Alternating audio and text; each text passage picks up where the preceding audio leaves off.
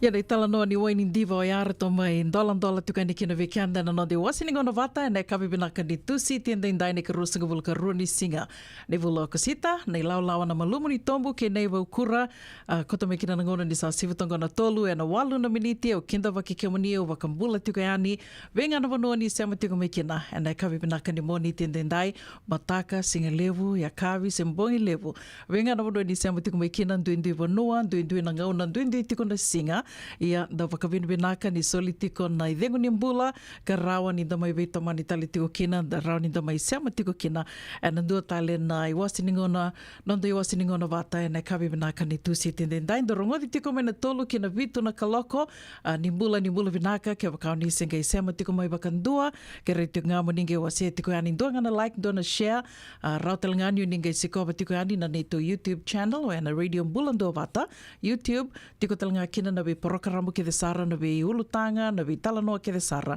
endo mai rongo di tiko na nonde wasini ngona vata na ve kavi ke vakani do lata mai ni oso back na ngona endo we talanoa takituka ni kina se vakatangi takituka ni kina na porokaramu iso ninge endo sikova na YouTube channel o yana radio mbulando vata YouTube channel ka raunio ninge le rongo da tukina e na ngona davanga o ninga lala kina na muni tokani ngo una vuni da kua na ve tomani tiko ani na kavi ni kua mela ke dawa sara tiko na vitu na kaloko i na ngona ngo da sema mateani verto na ilololo e na tambana ni rongo e na buku ni rongo ka rongothi e na mbongi mai viti tonge mi rongo da tiko na singilivu ngo kanda whakawinwina ka tiko kena na nanrito lo masoli rauni nda mai dando mai sema talitunga kena da rongo da talitunga kena ni rongo vikim ni na dhalata e na mbongi e na radio mbulando vata Dola wana minista ni viva kabo i tauki na mbosine sana kona itasiri. Babarau tale koroi walui ena soka ke England.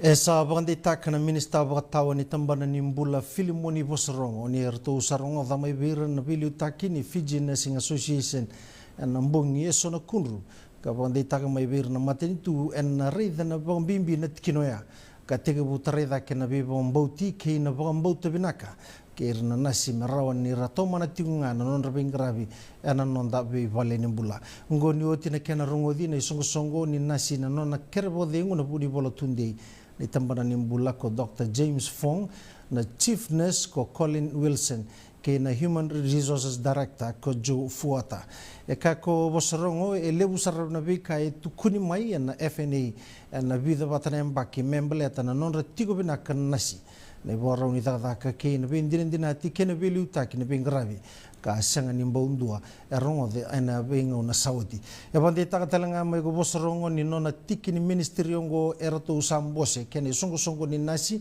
ka kena liu na bugu ni Prime Minister Professor Biman Prasad o ka kena na minister ni taka ko Agni Deo Singh e ka na minister batawa mai na songo ni ena noa era na numa ni sa kambimbi mereado kina i mateni abu na bi kambimbi ka valiudi kena bugu ni Prime Minister Professor Prasad e sa kinda baka ni liu ni FNA mera toma na tiko non rakauta mai na non rakawai kina mateni tu merau ni rawalia tau do kina non lenga na nasi e ka koe ni buboi bina ka sara na mbose ka rasana kita mera tomana tigo na bibusaki ka wolia batana kunru ka toso ka kiliu le rangandreba mera trada kena bengarabi ni mbula kena bengarabi ni bobuni wai ena no dabanua e kuria na minister ba tawa ni sabaro takana maten tu e sibi ni tini kandua na milion na dola ena labara ni ambakiongo me wali kina na maru ini na sigarota ni ono na milion na dola ena kenri sau ena buku ni nonra overtime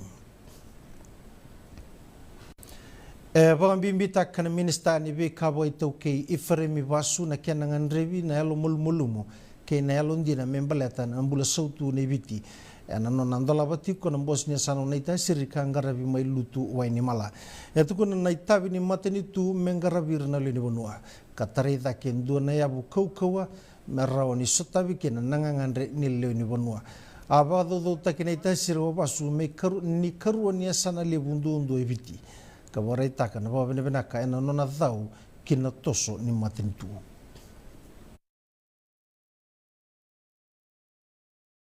Klaen da baka bina kata lebu ena buku ni nonda bia sana ena bota e tu bota sa mai na matini tu membeleta na tamba daga ituki e ware tagaya na nona rai na matini tu membeleta na nonda tumberi daki na kau ituki. Ninda raida na e ombula ke na vika ke sare tua buli kenda kanda tukuna boli ni nonda banua isa tu barau na matin tu do bata mena raida na kenang garabi baka binaka na tamba daga ito okay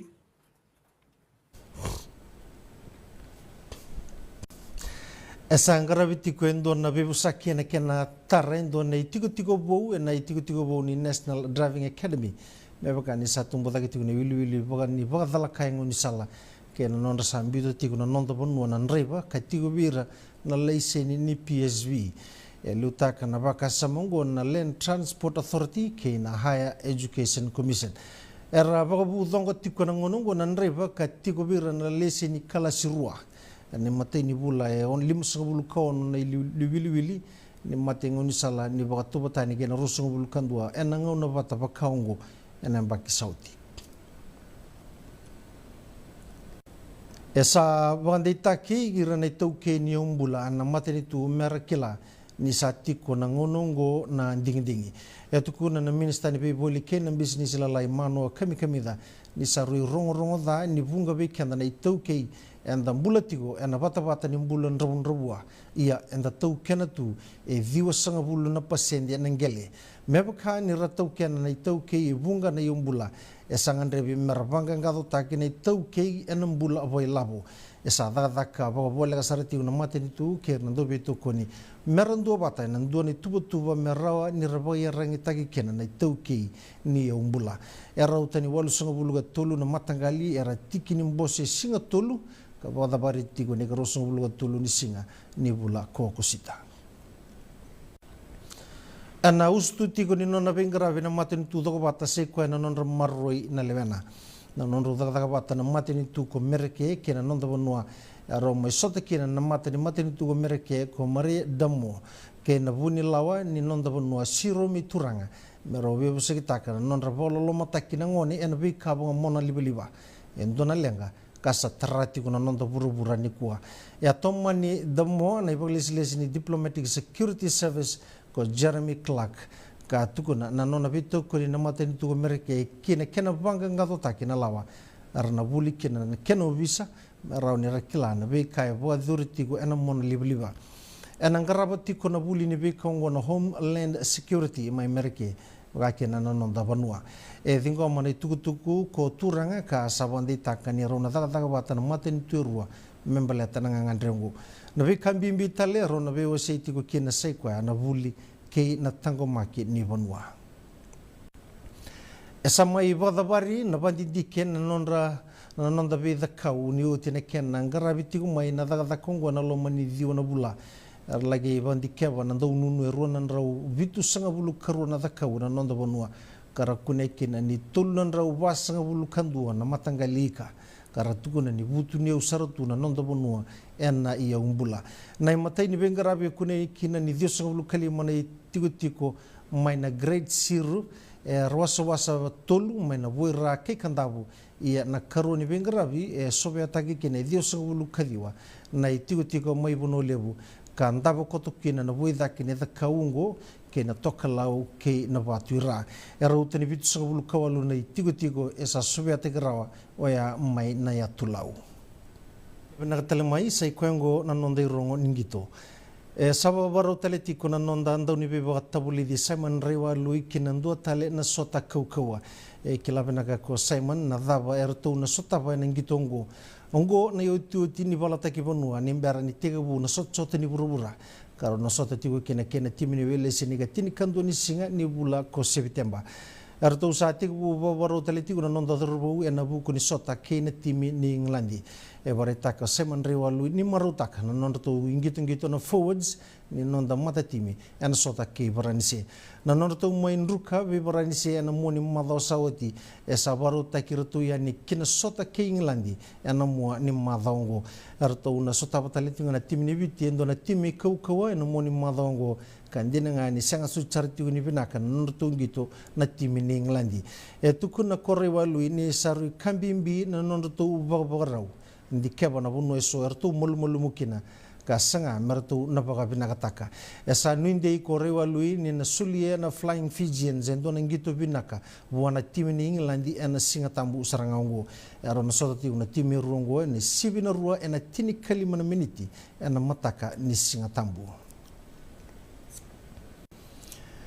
tukuna ko mesakendo nge nanduru ni timi ni biti ni na ngandrevi mertu na baga binakataka na ya tuiliu ni nonda timi na nonda to ngito kebaka erto na via ba mulu mutaka na yatiliu ni timi ni Englandi tukuna na dhoru yembaki tulu sanga bulongo sanga ni todo tigo na nonda to ngito na yatiliu na sota keboranse ka nando do numertu na ba bina taka na moni madongo na sota ke Englandi baretaka kondonge ni Flying Fijians na rawani nganga bagabo metiko na bakasama ni via nganga na loma ni rara tukuna ko ndonge ni ratu satu borau merto na sotaba na timi ni Englandi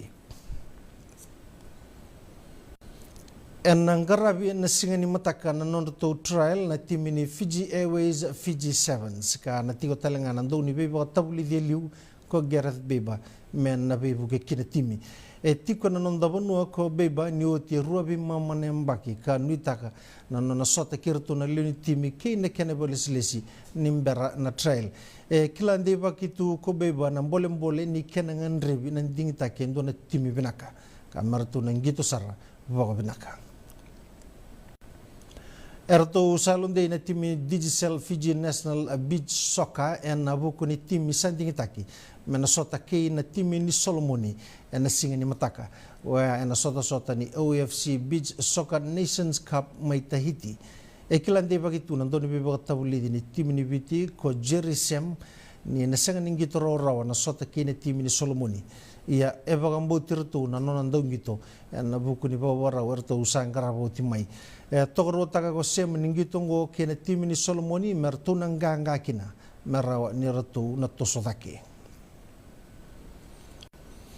Sabarau menangarabi na singa ni mataka mai na boli kuna sota ni Fiji Secondary School Soccer Championship and also saratiko Columbus na muni madongo and kenangarabi tiko na sota ni Digital Fiji Secondary School Soccer Championship and rara na Subrel Park ken so na rara ni Kornibuli melambasa basanga bulu kawalu na timir na ngito tiko na vana singa ni sotongo sawatingo isibe ni tinembaki sanga imota le kina buli kuna sotongo tukuna ko kumar ni na sanga tale ni na soli ulumbale na soto ni mbakingo mebaka ni sabaru takibo binaka todo kona idili mera nonra na bi Kornibuli arangole ani ebitilebu na tebu tiko na sotongo na wolu na kaloko na mataka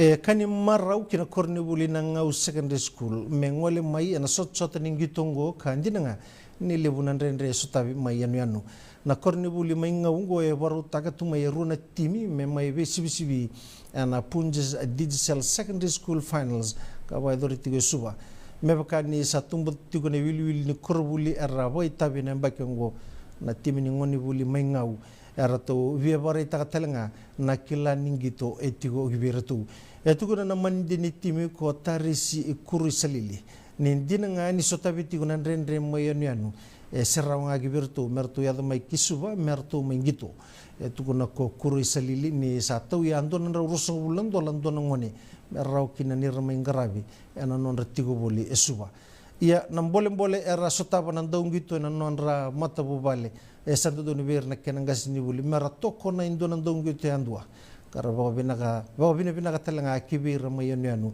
ana non ratoko ni non ra bawa suku muni labo anangito ero na bakila ngone le mai na ngau secondary school ni baka me kaukawa e baka nirto korni bulindu dua engole mai na tondaku ke vitilebu sato manitali tu ni ko na sotongo ena netball center suba ni sambula bina talamai kina be se burbura tumbuda ke tigo bosuri nei soni kakana na tlomani tini karona bula sawati tukuni na kenna bole tuku ni tumbuda ke nei soni kakana na pasanga bulu na pasende ni boto botani ke na rusa bulu kandua ena mbaki sawati aduma ini rosa tubalaka na supermarket lewerua mero na kadiba kana madongo na non rau tumbu ubaka mbaki na isau ni kakanongo e ngandrebi men na baungeta na mateni tu mendi kebi na isau ni kakana bareta kendo ni tugu matata mai na ABC ka bareta kina na isau ni kakana ni sabi sau no mani tini karona bula me bati u mai na chulai ni rondolu ruso bulu tulu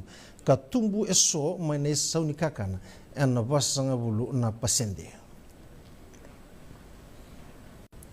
na dava ko Hillary takusoba na ngunisala mai Mexico ka kauta mai na walubu nembera ni tosuki na deva ke California na bunungo engela ki bagada na ngunisala ke na be bunikau en singatambu sa tumbutu ke na kawai na buko ni walubu ka na raw ni na tarai ni na boli ku ni ke merke na bonua enda unrendre ni da bana walubu tukuni ni tambana ni rakini ngo ni matai ni denglamba metarai California ni otiongo walusunga bulu kaba na mbaki ka kotobata mai na walubu na sisi ningele ke na dobulada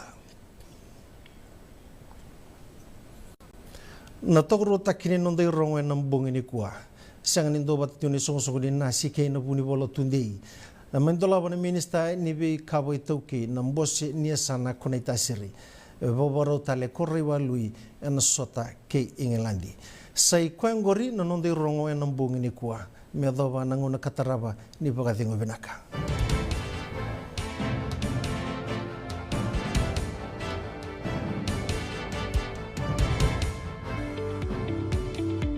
Yavalata Dionangai Velata and Radio Bulan Duavata. Veitalono te kina na vika membaleta na nondon bula. Mai vei ira na kenandau mai na tambana ni bula so. Nasi na puniwai. Promote na bana kaloka na vika Village City and a veito koni ni Lincoln Heritage Life Insurance. Na kambani ni Life Insurance kanga niti kenda na kaiviti Amerika. Senga tina ni kara rawa na daka waka kekiwa. Ia endona kainda wipu ke kawaka mamanta taka tuna bengarabi o ia ke tuna kenda to kakana. Leika na dalo na bisikete na reo bata na sunbells e tinimbulu makau. We kenda tona senga tiko ni driver se senga ni waka motoka kandau Drendre na tutu beto seki, erto satu wakarao na Divine Pacific Food Mart mai Sacramento, merto talaveani na nungni boli-boli. Rawa sara, we tartarangayani na taliboni diwa dua ono toluwa diwa ono saibarua, merto wakarotaka katalada mai na nungni boli-boli, ena kenagona totolo tua. Divine Pacific Food Mart. Viturua Viwawalu Franklin Boulevard, Sacramento, California. Namba di telefoni Viwan 21 Toluva Diwa ono Saivarua. Ertong garabatalangan ni kanalay waka suburian ni nanomu yaya. May nanonro to stoa kina nomu mati ni katumba. Senga, isang doon na namaraw kinabagay vingilewo wakila. Wala ka? Kesa manikadibi na nongumbula, kimundo sa nasenga nilenga. Doon na senga talangan ni Rere Walo masay mundo warakati ko na ilabong reng-reng. baleta ni swada kavatu na nungu life insurance policy. Iko na kam tuwa ka tapia. Sa tumumantanga na numundrangay siya nga tunang ng tupepa. Sa tiko na mate, se senga na pepa, senga na lenga. E se rawa nga ninduwa na nungu life insurance ve Lincoln Heritage Life Insurance. Na kambani ni life insurance ka nga niti kenda vinaka na itoke kanda sa may vogay tiko-tiko ngoya Amerika. Rawa-rawa sara na baka leo fomo. Text mai kina vasay wawalu, walu wandua, tolu-tolu walu lima, e na kena ituku-tuku matailalay. Dendram beka na ngwala ni kibal ni lote na puko ni oso-oso pakadadaka. Sen drakin-drakitan beka na itos-tos ni mbula, kuwa ni lenga sinui gawa-gawa. Nana magi-mai kina programo warotaki, mai veratau na New Methodist Christian Fellowship USA, nongu chisu, nongu banua. Rungo na bima manione na kabini buku lulu bei kemundo e California, bima mani dua na singilewu ni lotu lewu bei kemundo e biti, and a radio bulando vata San Francisco, me kauti kanda vata mai. And the muna ngau na lewu ni nondo soso, enda sa senga sarangan nikila na dapat menda baka talautaka buka singilewu taka siya baka kapitak, ne kakuni lo malenga, sa tipin dono bunua, erau ni buka tingo ikimunyo, waya na JJ's Food Shack, Santa Rosa, California. Na vei matanggali kaka na itibigina. Mebaka na karikua, waraisi. Na lobo, palusami na buwaka, na kaiwa soso, na dalo, na toa, na kukonda, bayangani ka ng gamure. Na kaka na buwa malangin, mebaka na steak, gay wakay loka, tabioka ka na kauslo, surua, tatni. Kailangan ko pata na kaya na pie, ng bani kay na manray. O yan, na JJ's Food Shack, Santa Rosa, California. E rosaranga no direct message virto, giringa kina vitu sa iba vitu, tolo dio tolo, duon limono, se, onga wale saranga lito miko may nanomota e na dio maluma Billy Street, oya e Santa Rosa, California. E raw talanga ni rito ulit dilibata kaya na kaya mukatalo wasing lebo siya waka kabi, ya may Santa Rosa, Kinavato. JJ's Food Shack, Santa Rosa, California. Ia ke whakamandanga e senga niu ni ki lana wono e tiko kina na JJ's Food Shack, raunga niu ni lako ane kina Kandavu Store, ratondo woli takatalitunga na mandrai, katakata vinaka, kena vi katali so rato woli takatalitunga na JJ's Food Shack, doli woli takitiko ana Kandavu Store, oiana College Avenue, mai Santa Rosa. Ke lana niu ni sana ki la tiko ke wakai senga, ni gereda na non rato Facebook page, tiko talanga kina na address na wono e rato tiko kina. Sawe mamandono na tolu, and a radio mbulando wata ni mbula ni mata vinaka mai se venga na vono ni sema tiko mai kina e nei kawi vinaka ni tusi tenda ndai ka rosa ka vulka rua ni siga. Ni vuloko sita, to toka tu nandraki veke tau e na tomba lewongo San Francisco. Ndina ni we rungu atu, wakarongo da tiko ni ke to wakila tiko ni rungu atu bango i tuna maka tu nandraki, wakila i toka na katakata ni mataka e na katakata tosa dake tale na wakarau ni katakata ke to wakila tiko ni wakai rungu tungo mbaleta na kama e sona vanua e adu tiko kina na kama ke to mai wakila tiko ngo boi kama toka na sana vanua ke to wakila tale tongana kumbo e na sana vanua ia watu ia na i tu wakinen raki e na tomba lewongo San Francisco ko ngau tuku nea dona kali uti ngana wakabinwina kambaleta ni okilani na sotale na isai California sotale ngana isai Amerika e rawakila tu na boroboranin raki na i tu wakinen raki rawakila e sabangaya nge vatalea na dhangi lamba e na sana vanua na kama e na sana vanua mai na dhewa ki California i Los Angeles na iasa waka Los Angeles ni a rongo the tiko ni wakila i tiko kina na dhangi lamba ia otia e na malio ni dhangi lamba asa nge lakutume kina indona une wakila i talitunga kina na une koia ke wakando wakila tiko na totoka ni nraki donu baka menda na wakavinaka tiko nga se wadhawa ia se mani wakadhawa tuna i tu wakini nraki e na vevo no e so ni se amatiko me kina e na singelevu ni ko sura tikim ni menda na veto mani tiko ane na nonde wasiningo na vata e na kavi ni kua Okila ni so se bunga bekianda and na makitiko kinangito e na moni madhango no tongito tiko na timi ni viti and na buku ni bakabakaro tiko kina World Cup Fiji Water Flying Fijians ka ona bia bakaritaka ngayani wakabina benaka tiko be Mr. Sailo Sinitenge Senior and na nona loma soli ka raukina ni na kito na dome vitala no tiko and a radio mbulando bata and ngone wotikina na nona tongito na timi ni viti na Fiji Water Flying Fijians. Ko ngai anda ki la tiko wiki mnina ki lei Mr. Sailo sini tengi vinako ni na ki la ni mbuta vinaka tuna turangongo e na lawa ni rakawi, Qualified Rugby Accreditation, ko ia ke tō waka vinaka tiko kina, ni lomo so li rau ni mai wakaidori tiko ina na veital noa se sanga ni madalo de wiki tō ke tōna mai veital noa tiko i ana o tike de na nonratongi tōna timini viti and na mai rongo de tiko kina e sona ka na Roni ki rona waka tarongi Mr. Nei tengi tiko kina o wambuta nongonongo e sa tiko sara tiko mai o Australia. Io, e ana kai tali tu kina na i tostosa ni mbula e nongonongo, na technology e nongonongo ni sa rau tu kina ni nda seama se mania sai wura dawa e nda tu kina, rau tu na ve se mati. Radio Mbula ndo wata sa watongo i rua sanga wulu ka vitu na miniti me wana ka loko, si vina vai na tini na miniti o sureti ke mnini seama tu ngā mai nda na rongo da tiko kina na nonde ua siningo na kando rongo di tiko e na vea kawini tu siti mo e awa lata deo na ngai da lata. E kawini kua nda waka winu vinaka tali tiko vera tau na songo na Suva Cancer Survivors Society and na nonreto Lomasoli rawa ni ke tona mai veital no tali tiko kina na kawini kua. Dona marama atu vi cancer talinga na nona itala no sa kumandanga ni utuku ne ani ninge nanama ki tunga mai marama ni India ka kero na mai veital no tiko na nonde wasiningo na vato e ani sivina vai na tini na miniti and na vito koni ni Lincoln Heritage Life Insurance. Na ngonongo vea waka mbula tiko ani kena vikim do ke sara na sema tiko mai na kawini kua ndo mbula vinaka whea ni mbiu mai wai ni mbula vinaka ni mbula marama na ita waka nui vinaka tiko ani vi kimdo mai Sacramento, waka talinga kena vi marama night sa tiko bolingo na city, lewe San Francisco, mbula vinaka di Lady D, vinaka nando vi tomani to mai na vi singa, waka talinga kena vi kimdo ke sara mai na Zion Shopping Center, mbula vinaka, Solomon e turanga mai muri, rato sema sara tiko mai tavua.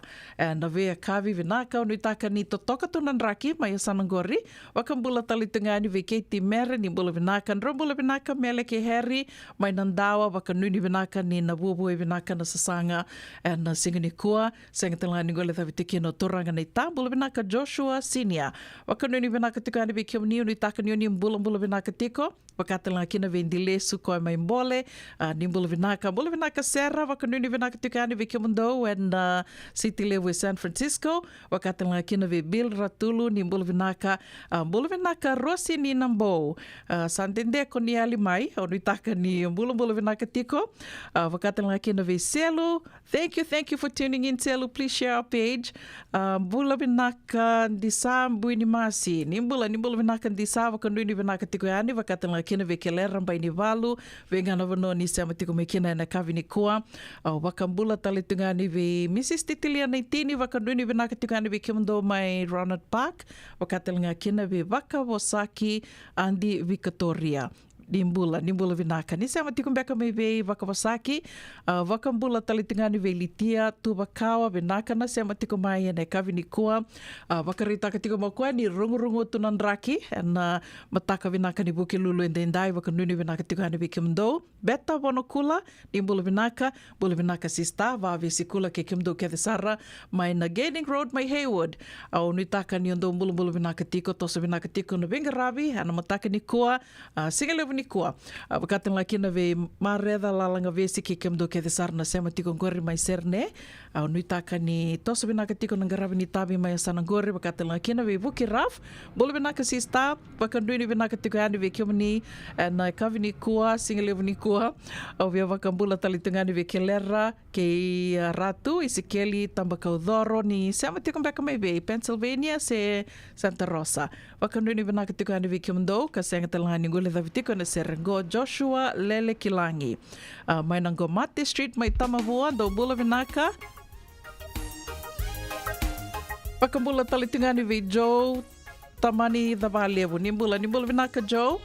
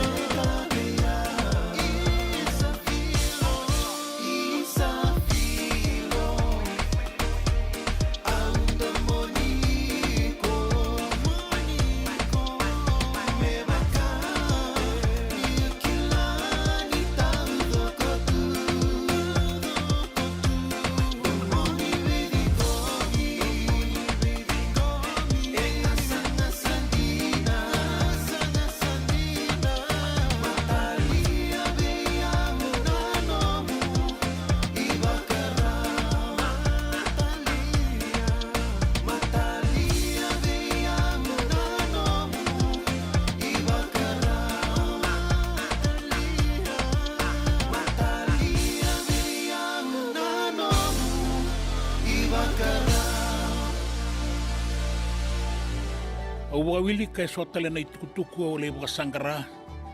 Kabagatarungi reso. Kung manitaura sara endua na lave-lave nindua na bagandindi kay kayadana na itukuni kay matabatudo. Era to wabala eso na turanga kay na maramanindere. Ako tabatakaya na ibagandinindi na eso me toko na nanondoto italano. Ninguém nama kamay na toso mingaw na kay City Veni Raturla en een wensing op Bukalu ni 7 na ba en een 10 na miniti. En Viti ni 7 na 10 kadua en een 10 na miniti. Nama kamay en een radio bulando wata San Francisco. Mikauti kenda watamay. Endona mate kuniti wale wabekenda mana wasa Pasifika na hepatitis B. Kuneini ndua mana bayatini corona nini winua mana wasa Pasifika Amerike ni tobi reti kuna matengo na hepatitis B. Ongo liba kena na kenara liba tobi sena tobi kuna matini na venada se liver cancer. And then remendo kila kesate bikwentiko. Mebakani sanga soti ni kene bakatakila kila se symptoms bakabo kesa mbimbi na mate.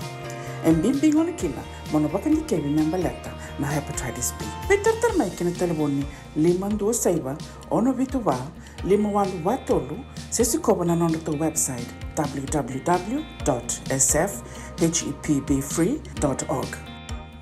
E levo tuna bi matangali life insurance e Amerika. Ka levo talangana kena itu.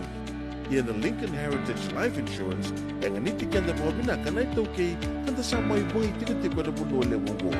Kaya wala may bangande, so sa may buhay tigo-tigo tunde. O tabi matitiko si Sen. Raw-raw sara na mga levo. Katigo talanga na ilawi maruroy. Lincoln Heritage Life Insurance. Nakamba ni dondo nga ito sa mga claim and aloma ni Rosa nga bulu kabane awa kasama niya na lenga isang oti karuan na ambag. Sigaw mo na website ko itong gori si Textby. Kinabasa yung walu-wandua, tolu-tolu-walu-lima, e na kinay tugu-tugu matay na lang. Lincoln Heritage Life Insurance.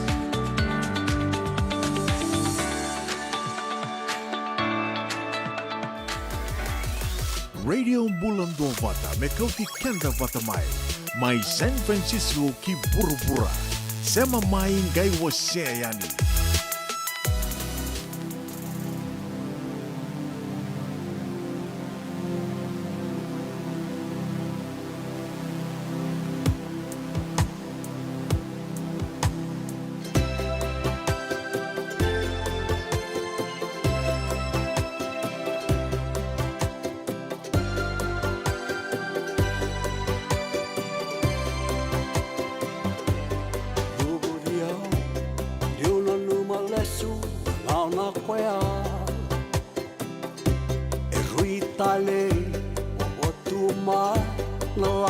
Kedenga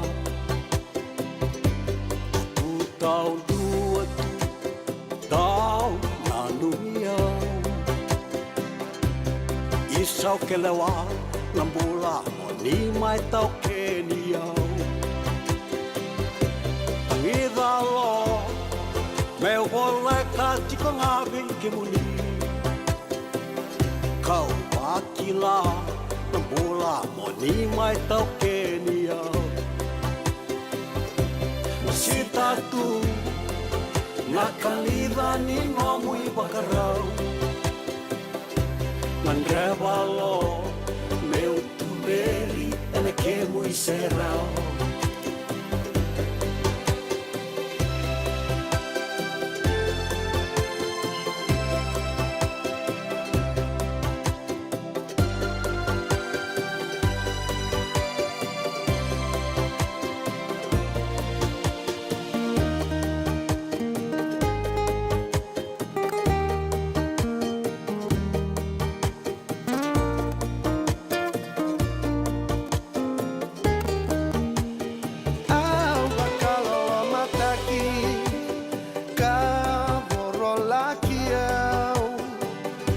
Musuki no gumbula enamosini no muy bacarao au nuitaka nikona laki mula marao kinambula konding itaka unino mumbiutiao tangidalo meu bolekati con ave que muni Akila nambula moni mai tau Kenia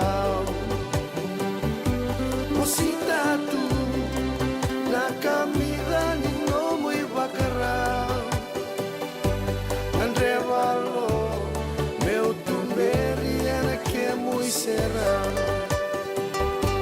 Tanidalo meu bolekati con ave que muni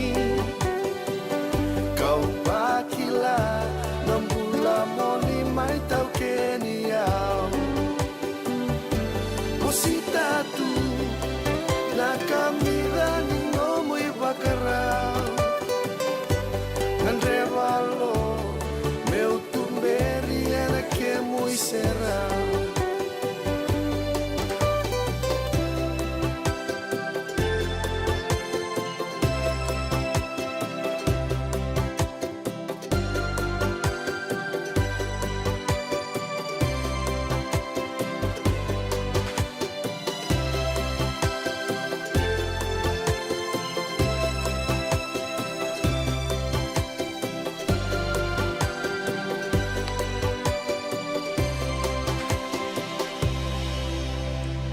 Ana radio bulan dua vatar to mai vakai tavi tiko ini api kenda na makare ka mai rongoti tiko kina na domon rau Gilman lasa isuva ke Jim Ratusila we vakamaro taki tiko ani ko tikenda tiko ani vakamalua na kavi ni tusi tienden dai ne karusanga buluka rundi singa ni buloko sita da waraka tiko na vana kaloko sivina vai na tini na miniti nonde wasininga ona na we kavi ni tusi ti vakatokai tiko mai abalata deo nangai da lata karatona mai vakai tavi tiko kina na Suva Cancer Survivors Society Ertona indona maraman India na itukutuku ngau turarau tiko yani ertona indona maraman India kerona bai vital no tiko yani and I kabini koa na bekala kaduruma member letter tiko na mationgo na cancer kau sureti ke moni moninge na nama ki tiko mai kina betoko ni tiko kina na Lincoln Heritage Life Insurance vi tukutuku e soa adu tiko na vika e soa adu tiko na nonda vanua na nonda burubura na ngona mandangango turira tiko na itukutuku membele ti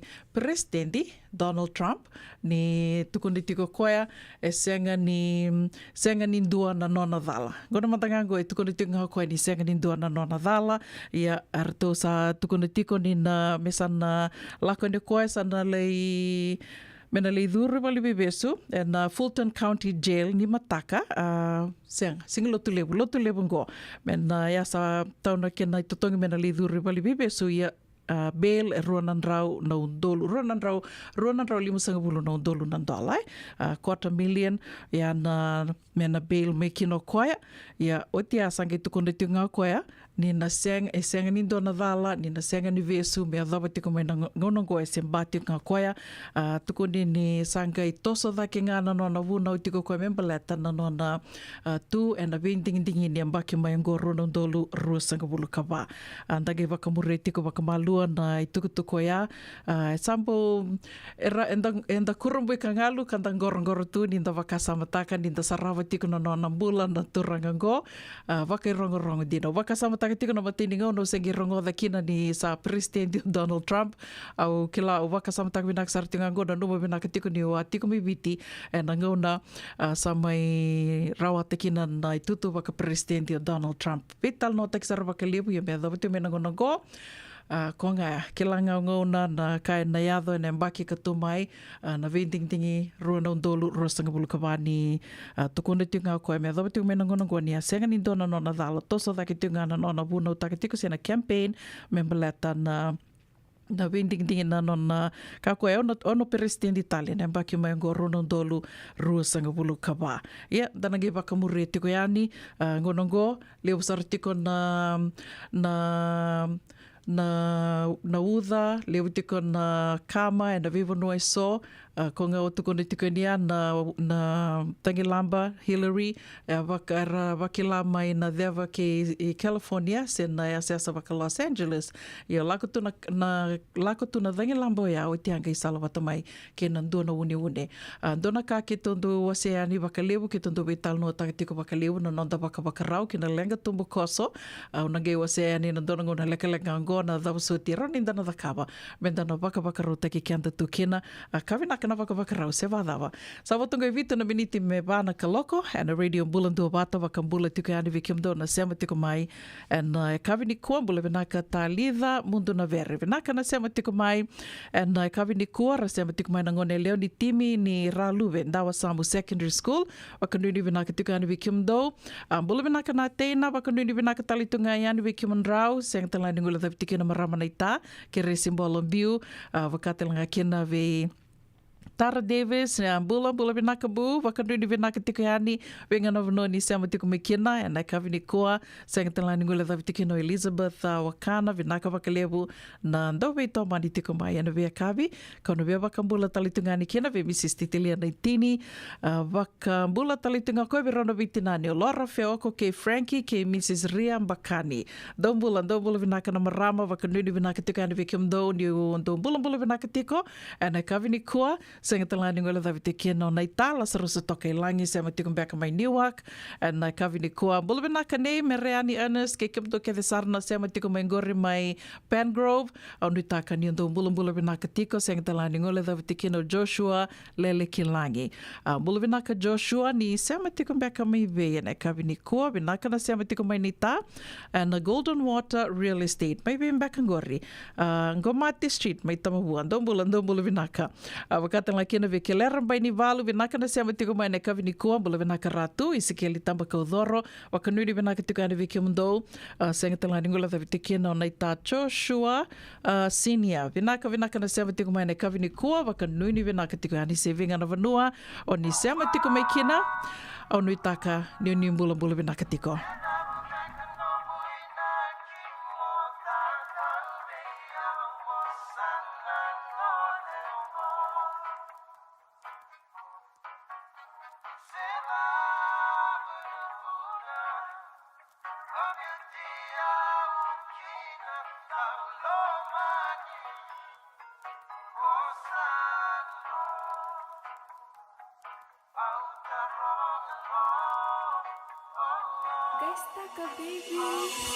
Never mind, I'll find someone like you.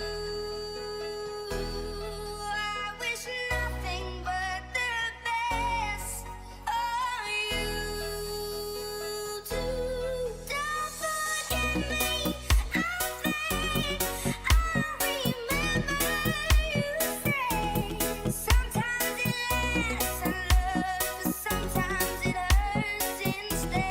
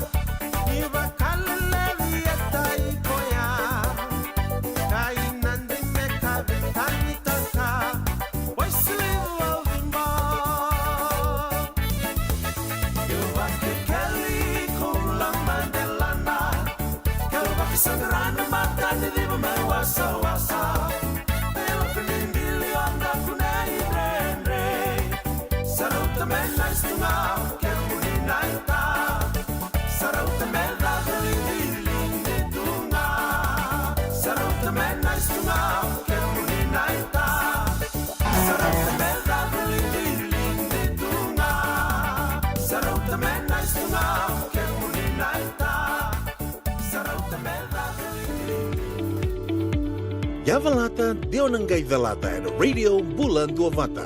Veitalono te kina na vika membaleta na nondong bula, mai wei ira na kanandao mai na tambana ni bula so. Nasi, na puniwai. Rongoda na bana kaloka na vea kabili tu city and a veito kone ni Lincoln Heritage Life Insurance. Na kamba ni Life Insurance kanganiti kianda na kaibiti Amerika. Au wawili kay sotale na itukutuku o lewa sangara. Kabagatarungi reso. Kau manitaura sara endua na lave-lave ni endua na bagandindi kay kayadana na itukuni kay matabatudo. Era to wabala eso na turanga kay na maramanindere. Ako tabatakaya na ibagandinindi na eso me toko na nanondo to italano. Nigay na makamay na toso mingaw na kay City Veni Raturlan and a basing of Bukalulu ni 7 na ba and a tini na miniti. E viti ni 7 na tini kadua and a tini na miniti. Na makamay and a radio bulando mata San Francisco. Mikauti kenda vatamay. Senga dina ni karaw-rawan na daka-daka waka kekiba. Ia endona kainda wipu ke kawaka mamanta takatuna bengarabi o ia ketuna kenda to kakana. Laika na dalo na bisikete na reo bata na sunbells e tinimbulu makau. We kenda to na senga tikunin driver se senga ni waka motoka kandau dren-dren na to beto seaki. Erto satu wakarao na Divine Pacific Food Mart mai Sacramento merto talaveani na nung ni boli-boli. Rawa-rawa sara. We tartarangayani na taliboni diwan 21-31-11 Saibarua. Merto wakarotaka katalada may nanong ni boli-boli na kinagona to tolo tuwa. Divine Pacific Food Mart. Viturua Diwawalu Franklin Boulevard, Sacramento, California. Namba di telefoni Diwan 21-31-11 Saibarua. Erto ngarapatalangan ni kanalay waka sumburian ni nanomu yaya. May nanondo to stoa kinanomu mati ni katumba. Nongu chisu nongu badua. Dorongote na vima mani ono kinavitu ene kabuni bugululu we kemadawe California. We mani ruane kabi kina tolu ene singalewu ni lotilewu we kemadawe viti. E warotaka na New Methodist Christian Fellowship USA. Rongote ene radio mbulando vata San Francisco me kauti kenda vata mai. JJ's Food Shack. E tiku kedi kina nakakana boka biti me pakana kokonda lobo benga ni ngai kani doitu na bundi nan dalo si tapioca nakakana boka malangi me pakana steak pakaya loka kena coleslaw nakari toa sa wadha badina na kani kanakana kay tiku talangana nondo to specials and lomo ni madawa dau tamba na Facebook na doi ni tiwa ya na bani mandrai pai ke na bungatale gore na JJ's Food Shack View Valley mo Billie Jean Street, Santa Rosa, California. Karo talangan rito dilibo yang may Santa Rosa, may yato sarani kinavato. Girit-rito sana kinavitu sa mabitu tolo vio tolo dundu al limono. JJ's Food Shack, Santa Rosa, California. Radio Bulando Vata, may kauti kenda vata mai. May San Francisco ki pura-pura. Sema mai ngay waseyan.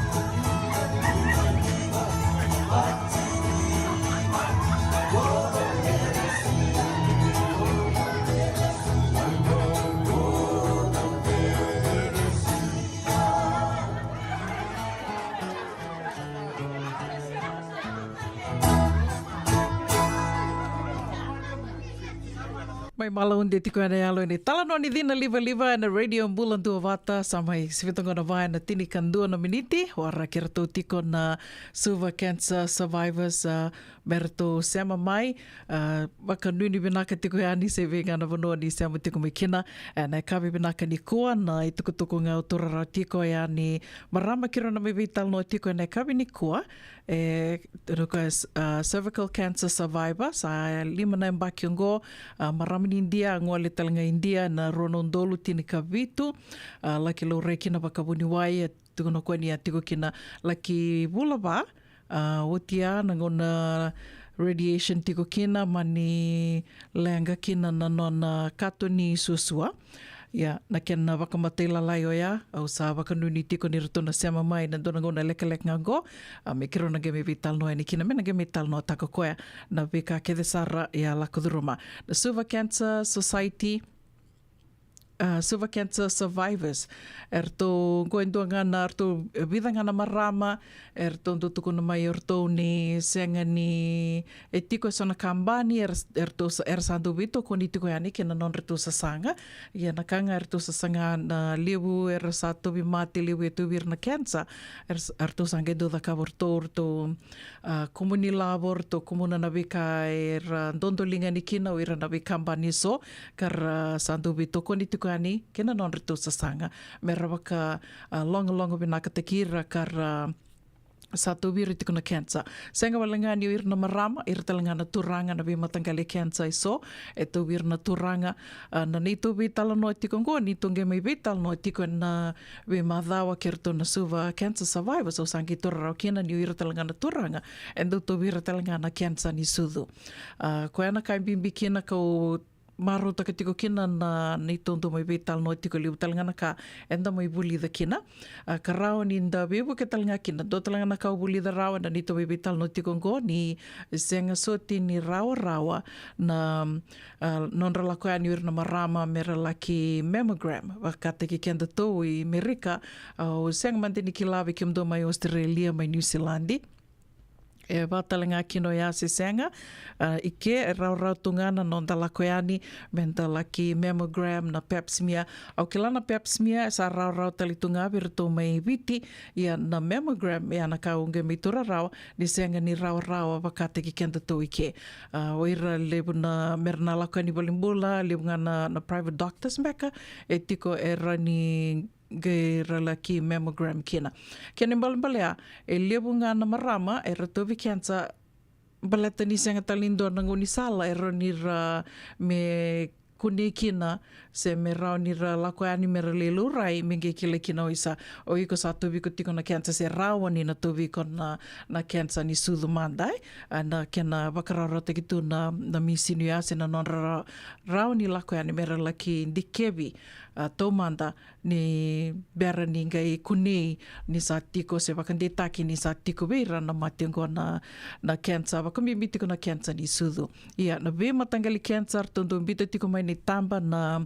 ai songo ngona Silver Cancer Survivors tondo mbito tiko mai ni tamba ka o tingo na game bita talanga ni na non to bata ngona radio bulan do bata e tumbu na loloma ni ndarida na itamba ka veva kongeti ke to sa vital no tiko ni o sangi bakasama taka tiko no ni sala dava beka ai rao ni to webu ke ni kino kente to na sa tiko ni go and we mateni tula liwe so senga wala ngabi kente to Amerika ndonga na kair to tuko na mayor to endo na marama i tiko bolingo i o kila i tiko e novato au kila vina kana marama go i kero ko me kuni da vutiani na evana na nona ndo volleyball nga ko ka ko sandu volleyball baka tanga ya ni viti na tuakana ya tiko boli mai viti ngai lai sota wali tunga i senga nirto a bimbuku e senga nirto ana kita na non rito li sota bakadala ka sartunga na non rito li sota kerto na marama na songo ni Silver Cancer Survivors ka sama ni laki teko busarikiana non rito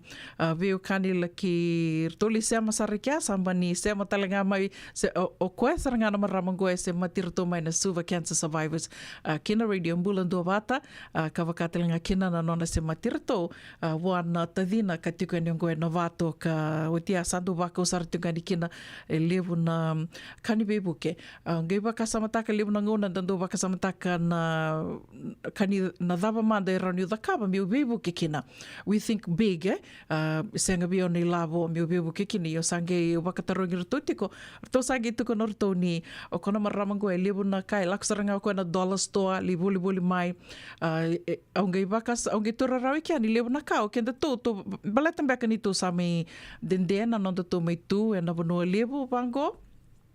So many things we take for granted is so baka na kato na reda tu to waka wale takatum baka waka bimbi na dollar store da sami dendena non da tiko Amerika sandu tutu ya ando saratunge lagu tiani na dollar store tiko ngana katunge dole reda na dollar store ya sange o mai reda tiko na ia e wako te tiko na maramango tono ko koe laku saranga na dollar store li boli mai sange mai tawana waka binaka waka na yaya ni sasauni na toothbrush na kavaya na kavango enda weekend waka enda senga tuni doutor waka bimis enda waka wale takatumbeka ya elianga saranga waka levu avira na tiko me vitia na waka Bukia sartiko waka levu na nonrito vivu ke tiko se na nonrito winga ravi tiko na maramango and na suva cancer survivors.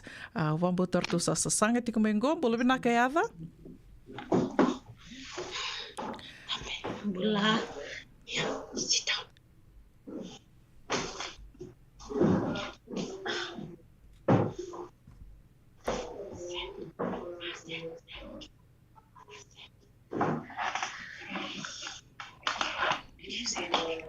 Bula binaka Edwina. Bula. How are you? Let me. I want everyone to see you. How are you? I'm good, thanks. It is good to have you on our show. Good to see you. You're looking really good. You.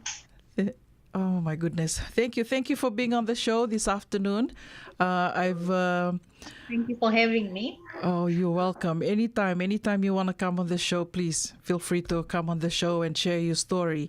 And so I've just kind of shared with our listeners this afternoon briefly about your history. I think that's what you sent me.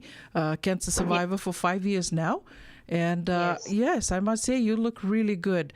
And so without taking too much of your time, I would like to ask you to introduce yourself. Just say hello to everyone that's tuning in this afternoon. And we would really like to hear your story. All right. So, Bula Vinaka, my name is Edwina Ali. And I'm 44 years of age. And I'm a cervical cancer survivor, 5 years now. Amazing. Sorry. Well, I'm from Suva, born and raised in Suva, and my father's Muslim and my mother's Samoan. So yeah, I'm a part. All right. So 5 years, huh?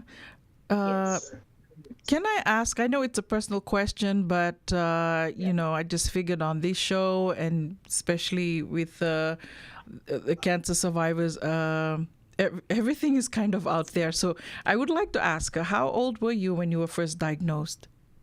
I was 37. 37. That's really young. That was in 2017. I was diagnosed. So you had cervical cancer. Yes. Is that the kind of cancer too that could be detected if you had your pap smear? Yeah. Yeah, it was detected through pap smear. So you did go for pap smear and it was detected. Yes. Thank you, Edwina. Could you just share, you know, from then, like what happened? How did you go and get tested, or were you sick, or what happened? Please, can you kind of walk us through your story? All right. Well, it started in 2015 after I gave birth to my second child. Mm-hmm. So after delivery, like I was bleeding, not much, just a little. Mm-hmm. So I went back to the doctors and they said that it's normal. After delivery, right? You Right. will have a bit of bleeding. Bleeding, yes. So yes. So like I wasn't really, I didn't really bother about it since they said it's okay. Mm-hmm. Little bleeding is okay. So I left it. I just left it like that it went about for 1 year. Bleeding for 1 year. Yeah. Were you in But like any it kind of wasn't, pain? no, no pain. And Okay. it wasn't really that bad. It was just spotting. Mm-hmm. So I didn't really bother Mm-hmm. about it. Yeah. So it went around for 1 year. Mm-hmm. Then in that was 2017, January 2017, that is when the bleeding started. It was heavy bleeding. Mm-hmm. So I went back to the doctors. That is when I started having back pains and stomach pains. Mm-hmm. I went to the doctors again. They checked me, and then they said, just looking at me, the doctor said, Mm-hmm. "Oh, you have cervical cancer." Just by looking at, when they did the So checkup. did they examine you or just Yeah. they did? Yeah, they did that. Yes. Mm-hmm. Yeah. So they said, okay, we need to take a sample of the bleeding, right? The clots that were coming out. Mm-hmm. So they tested it, and then it was confirmed that it was cervical cancer. Did they say at like what stage at that Uh, point? Yeah, that time I was stage 3B. So Stage curable. 3B, and like the doctor said, for me, doing chemotherapy wouldn't help. I needed to have radiation done, and which is not available in Fiji. So I needed to go to India. They said it would be better for me to go down to India and have radiation done. Internal radiation and internal radiation. Got it. So I have a question. Yes. Didn't you think at that point, the reason why I'm asking this question, because unlike our listeners, I already know where you're at this point and, the damage that is there for life, right? Didn't you think at that time to get a second opinion? Well, honestly, when the doctors told me to call my family in, right, to have a conference meeting to discuss about my going to India and having treatment done, like at that time, I was like, oh no, I don't want to go to India and have treatment done, because the first thing came to my mind was like everyone has this money problem, right? Financial. Right. So that is what I thought of, and I was like, no, it's okay. I don't want to have treatment done. And since I'm, already like I'm close to the last stage. Wow. So I didn't want to go. Yeah. And then the doctor was like, no, you should go have the treatment done because you are still young. Like I will recover fast. That was what he said. I will recover fast. Yeah. So my family pushed me. They said, oh, you need to go and have it done. So I decided to go. Yes. And I was lucky that my medical, like I went to India through the Ministry of Health. They paid for my whole medical bill in India. So you worked there. That's where you worked. Sorry? That's where you worked, and that's how you were able to get that coverage? To be able to afford the trip? Yeah. The Ministry of Health paid for my medical bill. Yes. So it was either you went to India or you, as far as you're concerned, I don't want to go, I'm just going to stay, knowing fully well that was, like one stage away from the last stage. So you were either going to go, you didn't want to go, or you were just going to stay there and that was it. Whatever happened. What happens. Wow. Yeah. That was brave. So you went to India. Yes. And then what happened? Yeah. I mean, maybe it's because of my genes, I guess.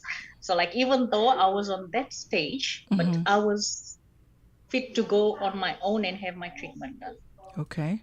I didn't look sick at all. So I went alone.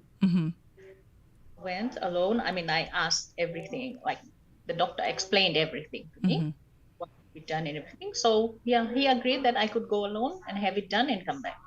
So I went alone, and then they started. Well, I went to Apollo Hospital. Where was that? That's in Apollo Hospital. That's in Hyderabad. Okay. So I went to have my treatment there, and as soon as I reached there, they started all my tests again. The test needed to be done because when they did my X-ray, the cancer cells were almost reaching my hip bones, like just 1 centimeter away. So they needed to do my treatment Right away. Yeah. So well, I had that done. Every day I used to go in for my radiation. The side effects are same as chemo: vomiting. I mean, The yeah, you feel reaction. weak, diarrhea. Yes, all the same effects. Yeah.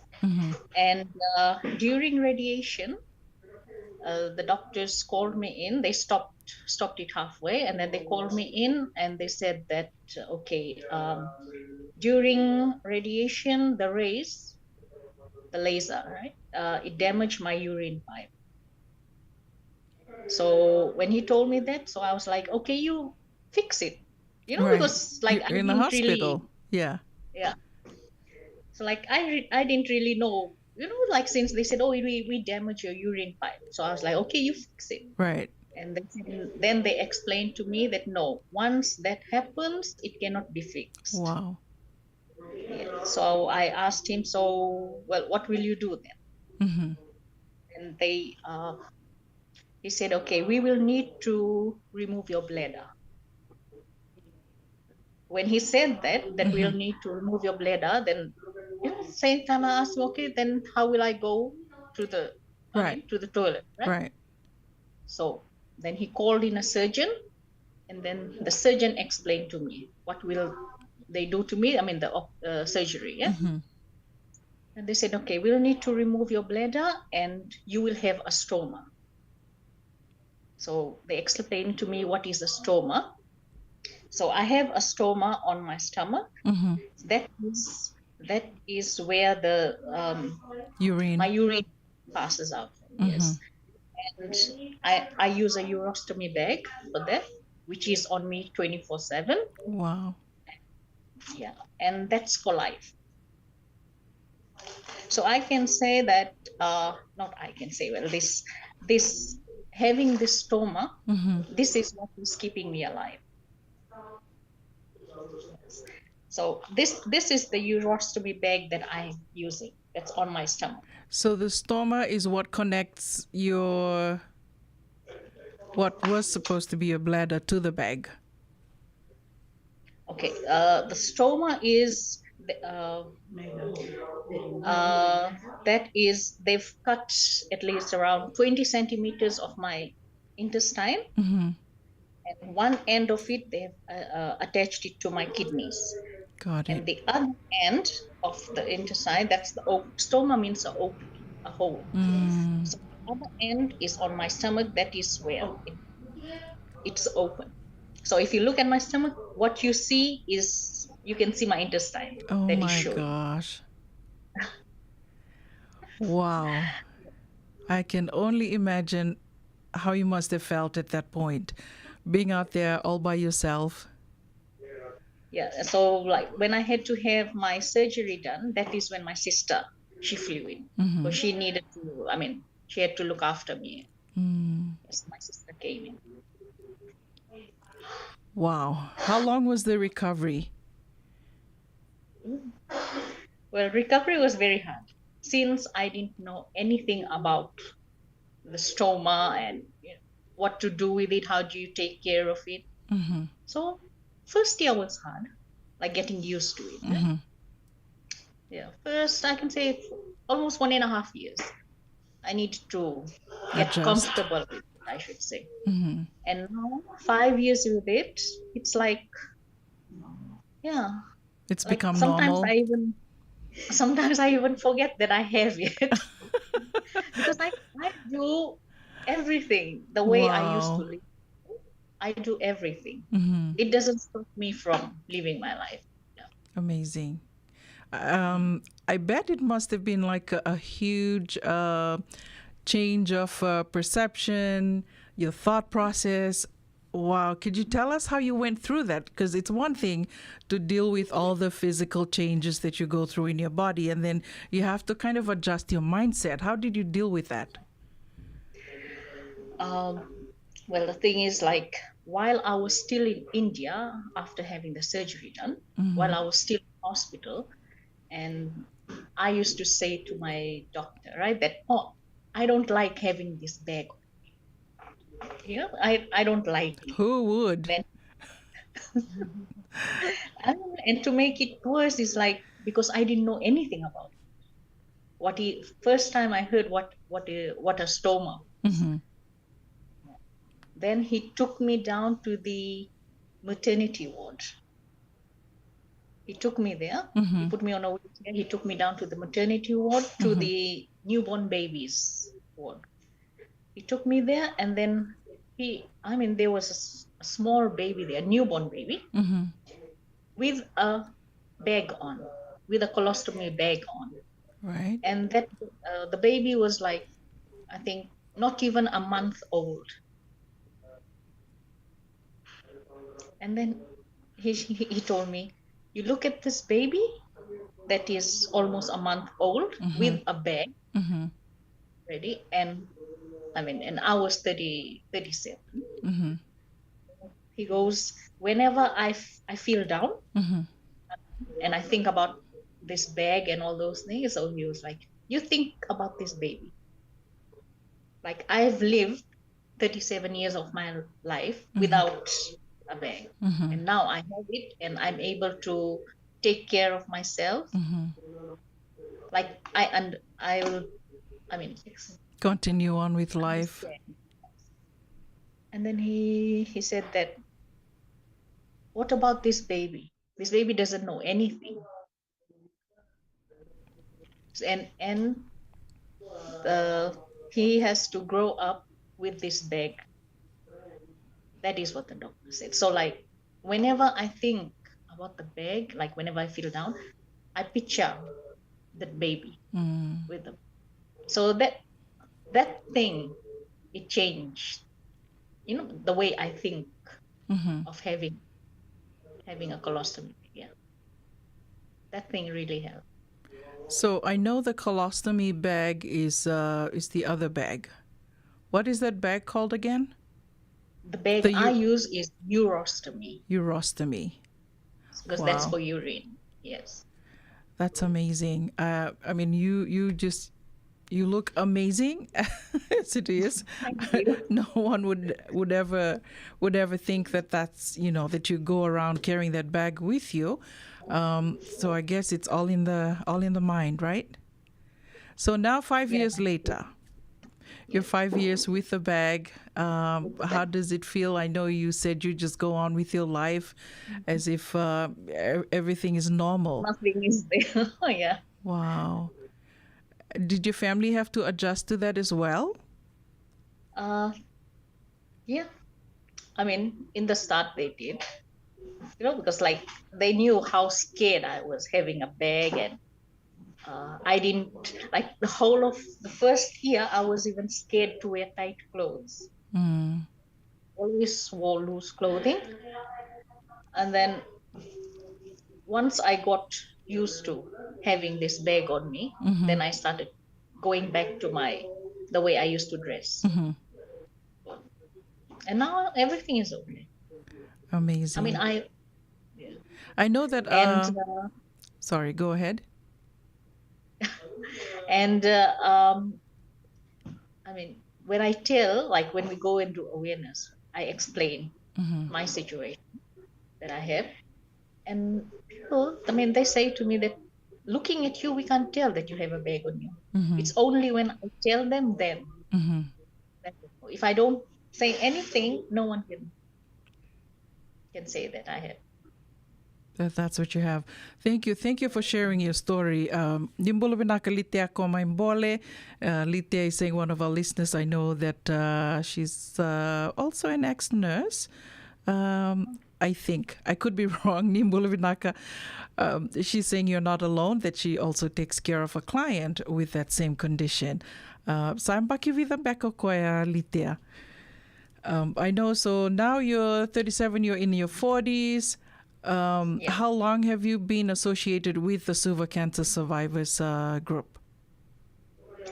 Well, I joined this group last year. Wow, It's and more than a year. Yes.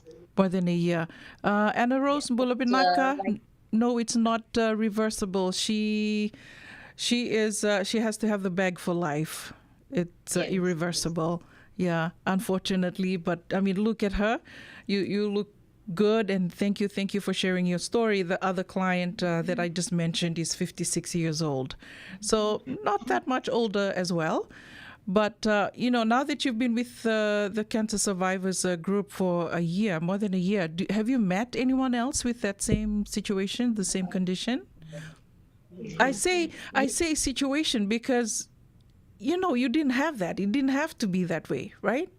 Because of the treatment, and somehow things just went wrong, and now you're stuck with that bag for life.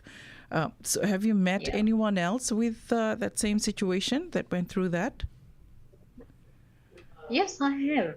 I mean, I've met a few, and in Fiji.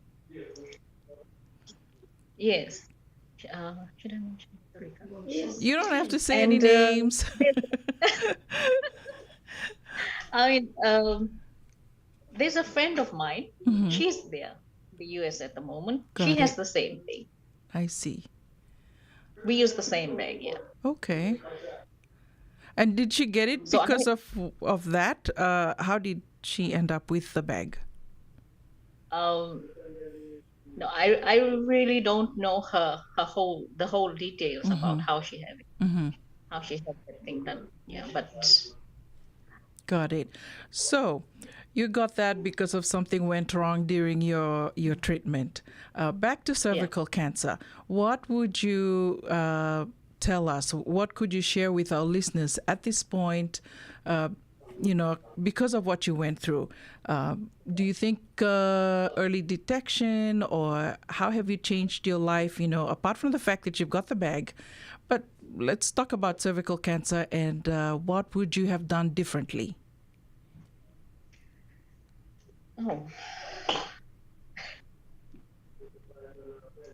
Or what have you changed? What have you done differently after you got the treatment, and now you're here?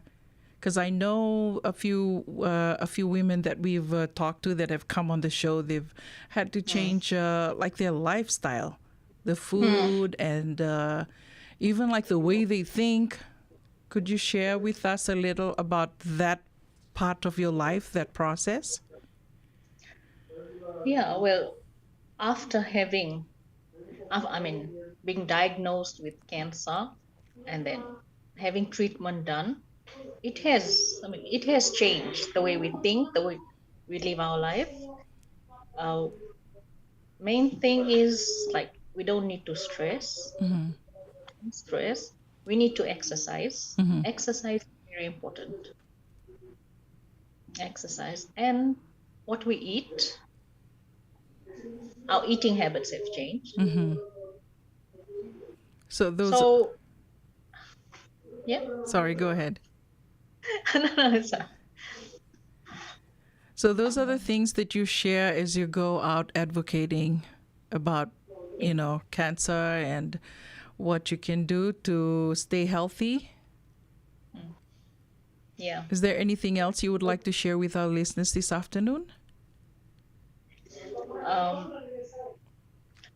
What the message I would like to send out is that the ladies, they need to understand their body. if you feel that something is not right, go down to the doctors. Yes, go Listen. down to the doctors. Go and have a check done. That's Listen to your body, right? yes.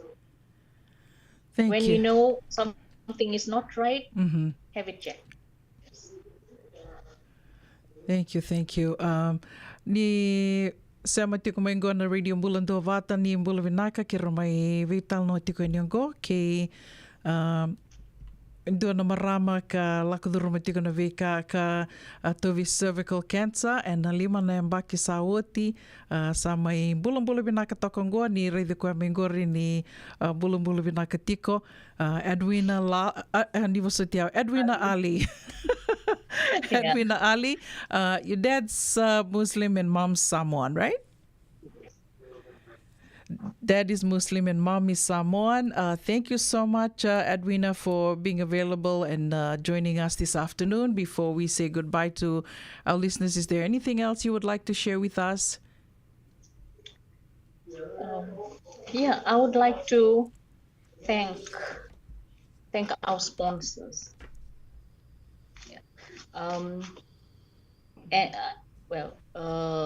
Firstly, I would say that we, the silver cancer survivors, we are here to help you. So please do call our helpline, sponsored by Pure Fiji, 249-4454. Thank you. Do call us on that. And also, I'd like to thank Bulla Broads, Threads Company Limited, YY, Pacific Foods Limited, and also to the Fiji Diaspora Cancer Survivors. That's a cancer support team in Queensland. Yeah, I would also like to thank them because they've sent in the urostomy bags for me. When they heard that I needed bags, colostomy bags, it was so kind of them to send me in some supplies. So I would also like, yes, because like this, the bags, these colostomy bags are really expensive here in Fiji. Thank you. So yes, I would like to thank all of them. Thank you. Edwina Ali, mai waka i tawitu kai ani ana nandi wasiningo na vata e na kabi banaka ni tusi tendendai ni karusanga bula karoni singa. Ni vula ko sita e na nandi wasiningo na waka toka i tiko mo yawa lata, deo na keida lata e na vito koni ni Lincoln Heritage Life Insurance. Thank you, Edwina and Salote and Mayada Una for all that you're doing for our families and our friends out there in Fiji. We're trying our best to help in whatever way that we can. But feel free to come on the show and share whatever it is that you feel inspired to share. We're here for you. Thank you and wishing you all a blessed week. Thank you very much.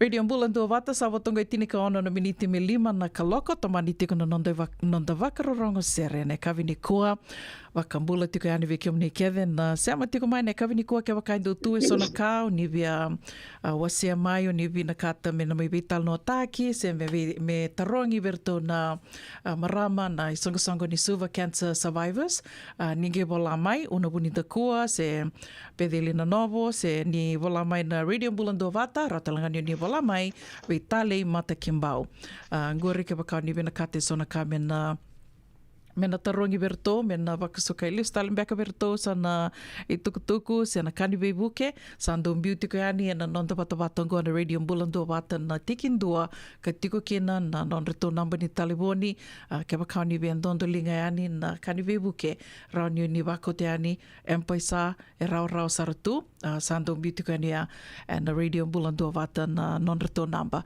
mai tamani tiko nonda vakaronga sere ne kavini kua ka onu takani ni bula venaka tiko se ngana vanua o ni sema tiko me kina and kawi venaka ni kua waka mbula tiko yani ve sista matelita seni kuradiri ni mbula venaka chochi sili meme Brighton Thank you, Meme, for tuning in. Please share our page. Wakatelanga kina velite a koe mai mbole, vinaka na wengaravi, vinaka talanga nando seama tiko mai, ve toko ni tiko mai, kina nonde wasiningo na vata.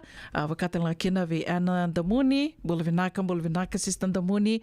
Wakambula talitangani ve Nina Magoon. Long time no see. Unitaka nioni mbula vinaka tiko Nina. Wakambula talitangayani ve Anna Mbola, bula vinaka nau. Wakanuni vinaka talitangani ve Kimanrau. Wakatelanga kina ve Tupea ke Mels, wakanuni vinaka na bukuni waka rau e nei kawini koa, kina lako wakangande, wakambula talitungani ve Randini talatala, ana tui vanga ni bula vinaka na sema tiko mai nei kawini koa.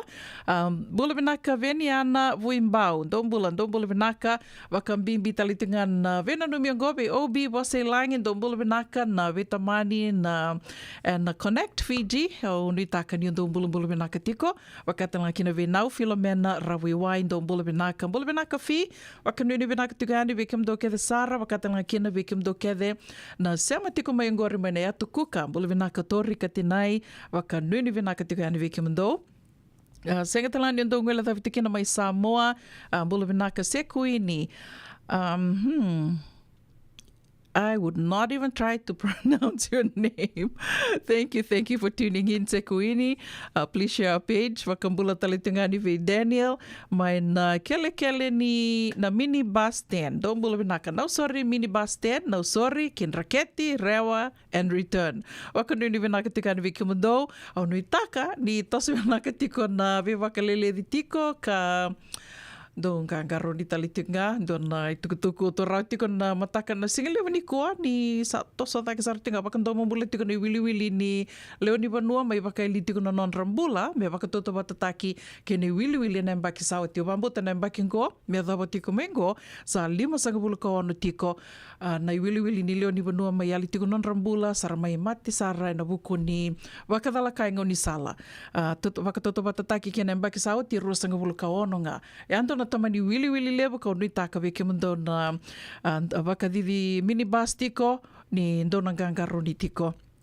Ok la ni sona ngona do waka me dua tanito na mundo lawai ni taka ni ndona gangaro ni tiko rangaro ni tiko na leoni vanua irna pasindia ravonto tiko. Elizabeth wakana ni bula vinaka wakatan lakina ve talida mundo na vere vinaka na sema tiko mai na kavini kua wakambula tiko yani vikimdo ke sarna ngone leo ni timi ni raluve maindawa Samu Secondary School wakambula talitingani ve na tena ke sister Afu sema tiko mai Burlingame Millbrae and na kavini kua nuitaka ni bula vinaka tiko kauna beba kambula talitunga yani ve Mrs. Titilia Naitini ve Tara Davis ndombula vinaka wakatelnga kina ve Laura Feoko Frankie ke Mrs. Ria Mbakani ke kiomni ke sara na venga ravi tiko va kegiva and vanua livongo Amerika ni bula vinaka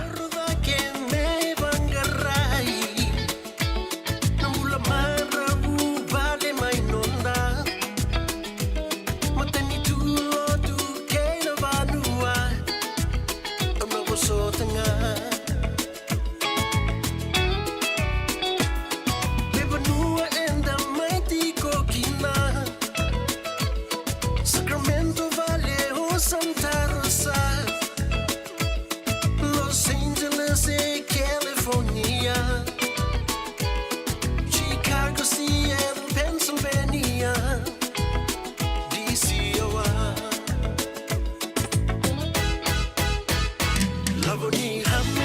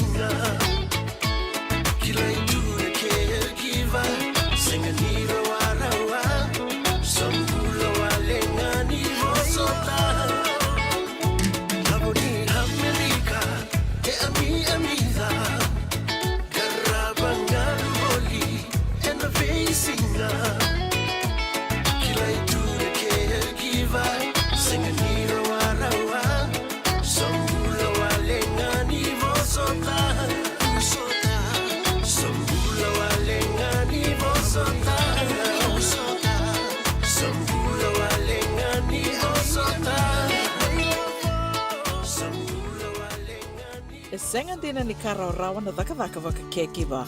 Ia endona ka enda wipu ke ka waka mamanta taka tuna bengaravi o ia ke tuna kenda tō kakana. Na ika, na dalo, na bisikete, na reo bata, na sunbells e tinimbulu makau. O e kenda tōna senga tiko ni driver se senga ni waka motoka kandau Dren na tatu beto seaki, erto satu wakarau na Divine Pacific Food Mart mai Sacramento, merto talaveani na nong ni voliboli. Rawa sara, we tartarngayani na taliboni diwa dua ono toluwa diwa ono saivarua, merto wakarotaka katalada mai na nong ni voliboli, ena kenangona totolo tua. Divine Pacific Food Mart, Viturua Viwawalu Franklin Boulevard, Sacramento, California. Namba di telefoni ono toluwa diwa ono saivarua. Erto ngarap talangan kena lewa soburi ani nanomu yaya. Mai na nonreto stoa kena nomu mate ni katumba. Awa wili kay sotale na itukutuku o lewa sangara. Kabagatarungi reso. Kau manitaura sara endua na lave ni endua na bagandindi ke kayadana. Na itukuni ke matabatudo. Erto wabala eso na turanga ke na maramanindere. Akota batakaya na ibugandinindi na eso. Me toko na nanondoto italano. Nigay nama kamay na toso ningaw na kay City Veni Raturlan and a racing of Bukalulu ni 7 na ba and a tini na miniti. E viti ni 7 na tini kadua and a tini na miniti. Nama kamay and a radio Bulandova to San Francisco. Mikauti kanda vatamay. Nada mo saraman na may bulikin ng doon ng life insurance policy may Lincoln Heritage. Silang ayaw sa nagkakil nito ta, nagkakil kami ito ni Akostita na 2022 o sangir ta kasarabiri ni tauna. Kami nga ya, kinamagal siya nga ya, sala ko man check.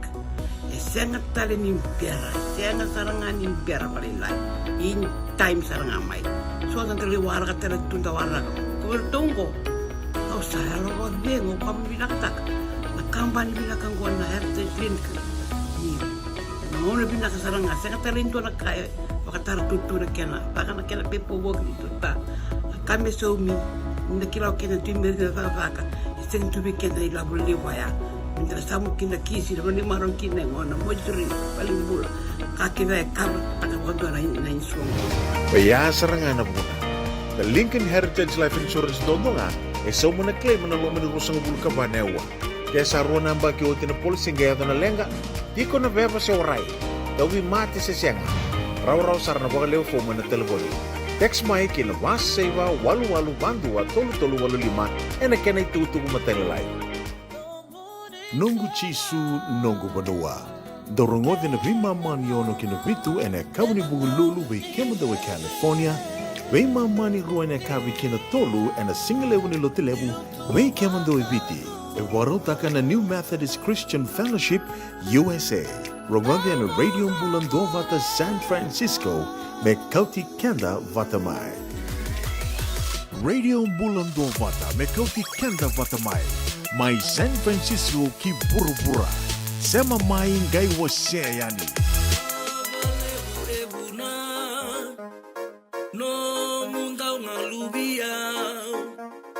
Senga nilkila sembalem dina libede evuna no musanga lubiao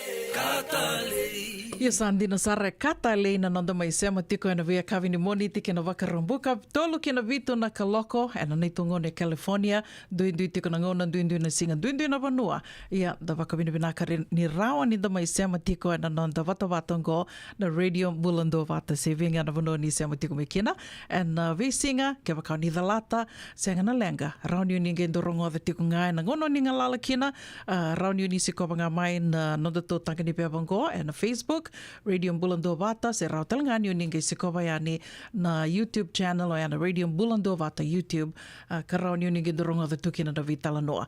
Vekiam ni na dhalata mai na nito vitala noa tiko ke rato na ai songa na Suva Cancer Survivors.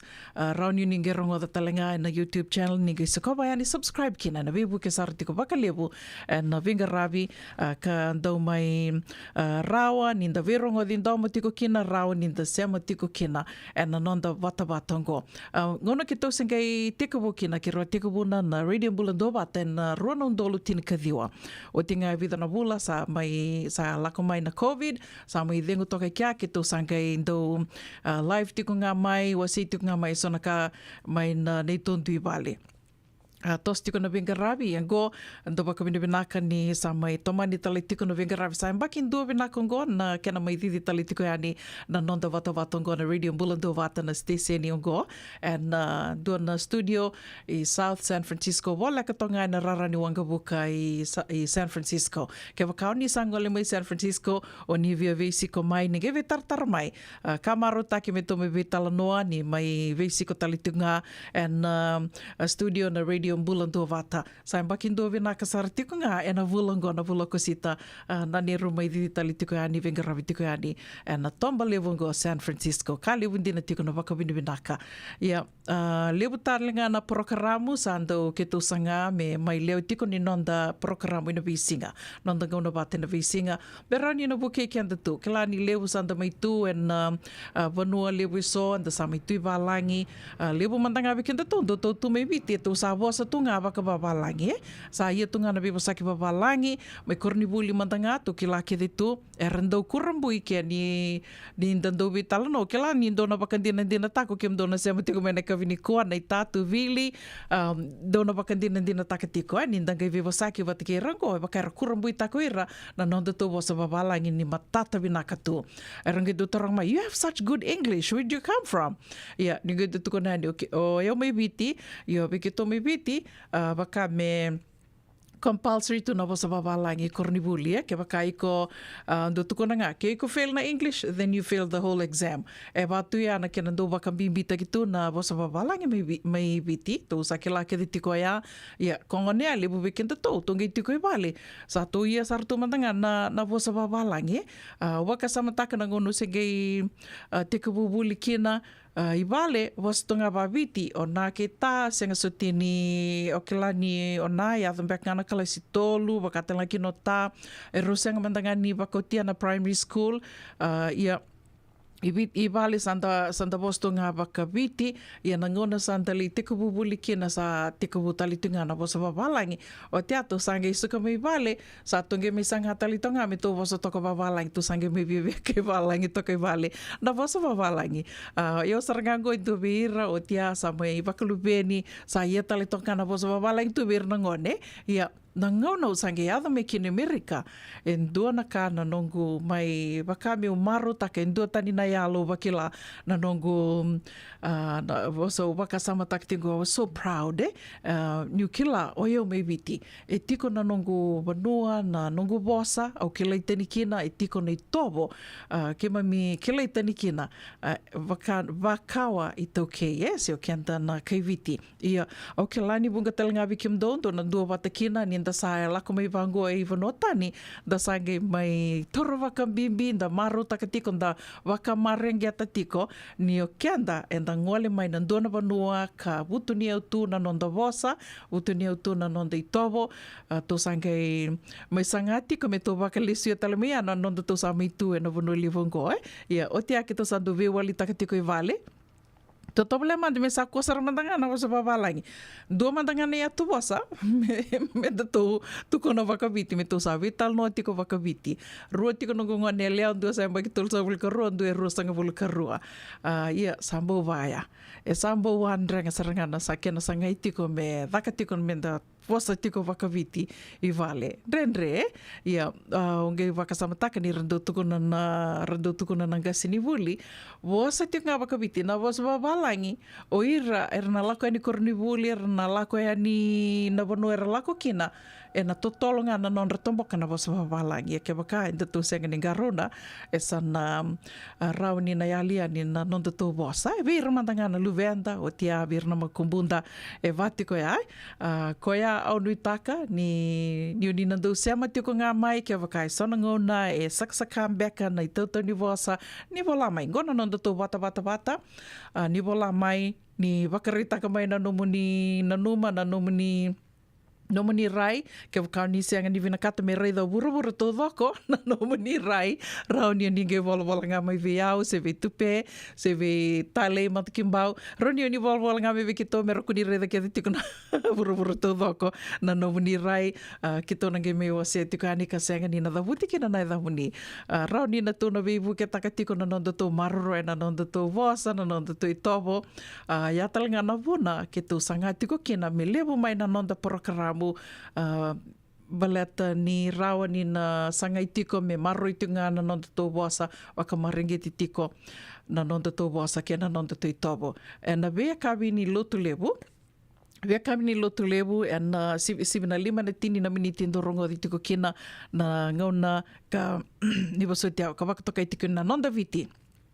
Nonda viti ndo venga ravi tiko kina onga sini vuli polange reti. O tuku na nungu wakasama ni goa ndona ngona vinaka roni da wakanga taka senga ni kono soma kina ndona ka wakanga taka vinaka na nonda to programa ndorongo di tiko na vea kami ni lotu levu ni onga sini vuli wakasama taka koe e somi.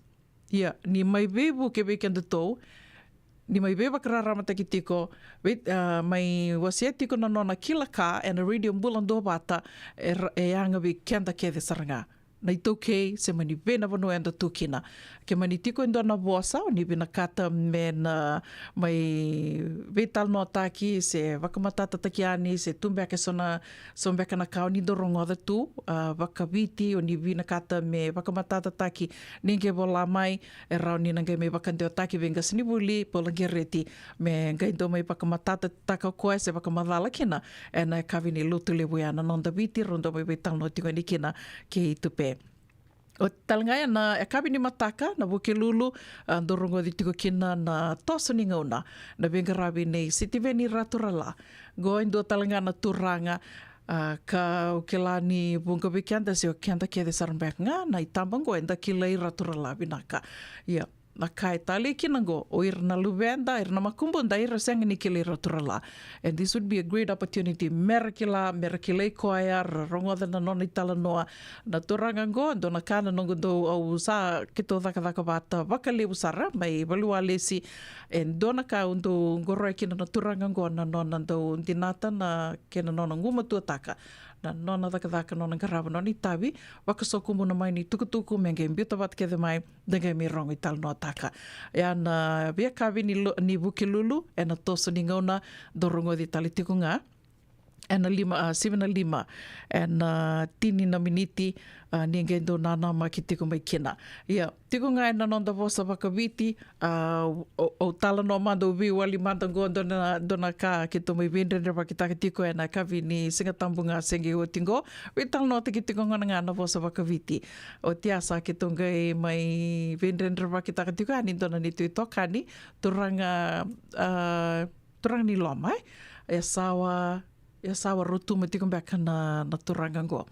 O tia sanga e ndonango na niangendo sanga tiko koe me vosa wakawiti me ni ke mamindo me vosa ki tiko wakawiti koe sandu sanga saratonga mo koe me vosa wakawiti e ndonang bongi ango na vida na mbaki sa hoti arto sa vital no tiko rto vembuku tiko na sona turanga me rto le nguni angona o tia sanga ila ko tiko na koe me ndreiva tiko ani me didi tiko ani sasanga tiko ani i Haywood Sanga didi mai vango I San Bruno me lako e ni Haywood vikim dona kilatu na Sanango.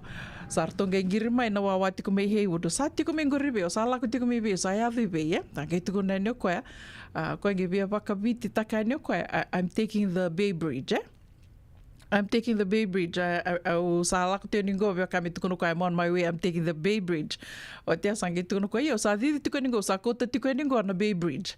Ya na kena bimbi na nanda to wa marangeta wa maroroi tiko. Waka mātou te ki kenta tau tiko na nanda tō wāsai na wasa wakaviti. Siwatonga na lima na tini kandua na miniti wakambula tiko yani vi kia muni na seama tiko mai na kawini kua kia unisingai seama mai wakandua kera kera tingange wa sea toka ni na nanda tō page dona share, dona like, dona share. Kera o talangani o ningai subscribe. So na wasa wawalai sa sinroni wakaviti taki. Ke rori subscribe ki na nito YouTube channel o yana Radio Bulandua Vata YouTube channel. Ni bula vinaka na ita Alice Ngalo. Waka bula talitinga yani ve barada semi sarasau dom bula mai vanua waka nui ni vinaka tika ni vikim do. Wakatelanga kina ve lini wanga baraki. Ni bula vinaka maramana ita waka nui ni vinaka tika yani se vinga na vanua ni sema tika mai kina na kavini kua. Wakatelanga kina ve Anna Rose Hoyt. Bula vinaka Anna Rose. Bula vinaka Mela Senimbua. Ni sema tika mbeka mai ve Mela waka nui ni vinaka tika ni vikim ni. Wakatelanga kina ve Akosita. Ni bula vinaka Akosita Tuvili. Ni bula vinaka maramana ita. Onu itaka ni na mai tomani tale na nonda to sarsara. Merani ra sarsara talanga kina na leo iviti wakambula talitinga yani ve matelita seni kuradhiri bula vinaka sista bula vinaka chochi sili meme bula vinaka meme wakanduni vinaka tiko yani en singale vinikua venga na vanua o vili ni utiko kina na ka vinikua wakambula tiko yani vikimani wakambula talitinga vikimando kede sarna tiko ngori mai na now sorry mini bus stand don bula vinaka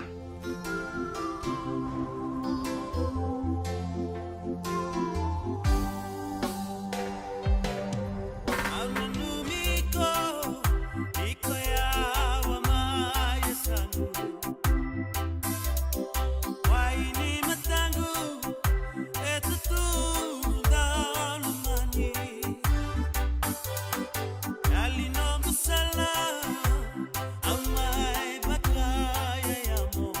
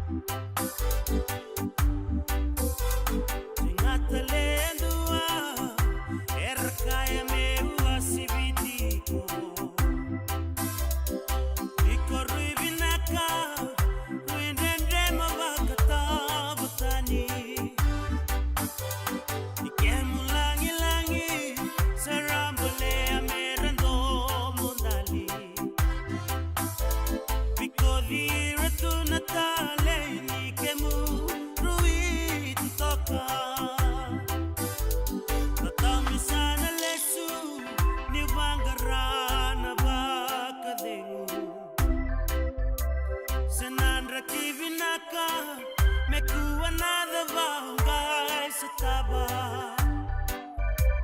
Simbolu la vali veicole yandi no domo Au bakana wanga e boda ni kovoro laka Sabali de buna no guda ukuda butakiko Kusame bakaburi na gudu ingawa kaririko Ni Michael di tani ya sana na kilo irongeranga Isaya dina domo sararuti ya na nongu maya moro Isaya dina domo sararuti ya na nongu maya moro Isaya dina domo sararuti ya na nongu maya moro Isaya dina domo sararuti ya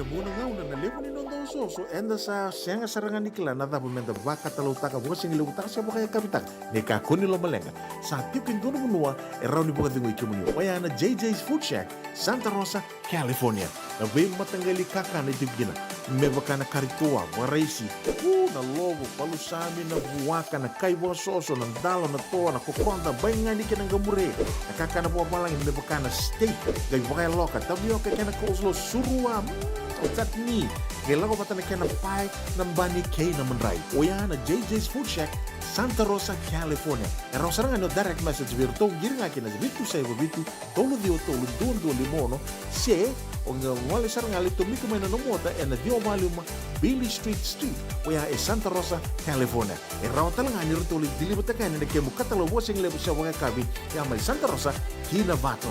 JJ's Food Shack, Santa Rosa, California. Sengan din ni karo rawan na daka-daka waka keki ba.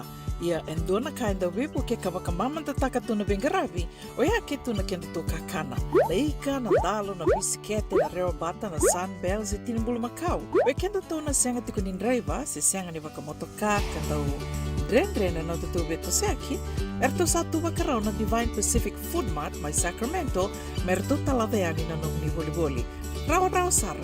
We tartar ngayani na taliboni diwan dua ono toluwa diwa ono saivarua merto bakarotaka katalada may nanong ni boli-boli na kinagona to tolo tuwa. Divine Pacific Food Mart, Vitorua Diwawalu Franklin Boulevard, Sacramento, California. Namba di taliboni diwan dua ono toluwa diwa ono saivarua. Ertong garap talangan ni kanalay waka suburi ni nanong yaya. May nanon to stoa kinanomu mati ni katumba. Dendram beka nang wala ni kibalilo tira buko ni oso pakadadaka. Sendra kita beka na tos nimbula. Kuha ni lenga sinui gawa. Nana mai kina programa warotaki. Mai vera tau na New Methodist Christian Fellowship USA. Nongu chisu, nongu banua. Rode na bima manione na kabini buko lulu bei Kemando e California. Bima mani dua na singilewu ni lotu lewu bei Kemando e biti. And a radio bulando vata San Francisco. Me kauti kanta vata mai. Sa, medang berbuat na kango. Nada baya? O sabi lagi bakal form ni daka yo senga ni kila na me dakawa. Ola man lang katakatalangan yo senga tu ni kila na kisita ba na sotaba. Kuni lang endo bitalo te kisarangan na bika kitengore na radio bulando vata. Uy, na program na ba? May na be long new. Rangudin na 5 o'clock na be kabini mo rumbu ka be Kemando, California. Tini karuna single level ni waruma ibi Kemando ibiti. Ngo ibito koni na Connect Fiji Care. Endo na caregiving agency ni ngoni toke and na Limanan Rao Capital Mall, Suite Rutong Rolima, Sacramento, California. Endo bingraviki na o Mama Kavesi Bosay Langi. Radio Bulando Vata San Francisco. Bekoti Kenda Vatamai. Radio Bulando Vata Mekoti Kenda Vatamai. Mai San Francisco ki burubura. Sema mai ngai wose yani.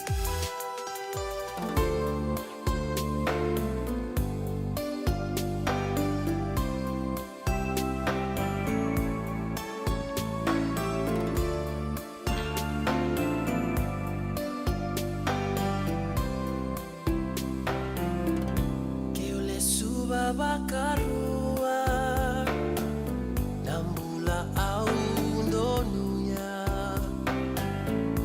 meu bakale suya tale no murarawa limuna na utomo na yelo tatau na kabeao meu carona eu tongu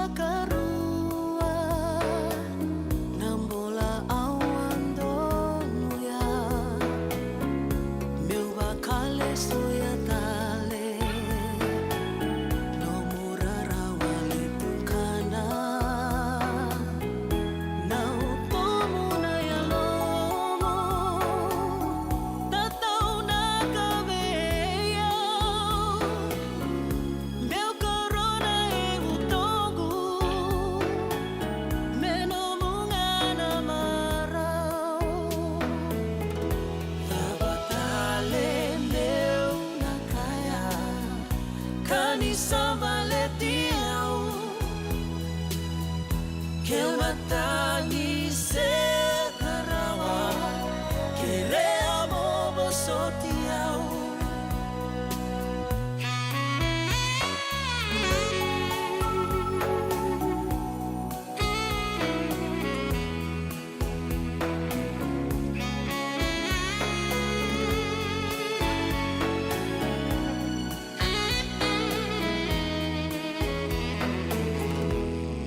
suba bakarua nambola awan donu ya meu bakale suya tale no murara wali tukana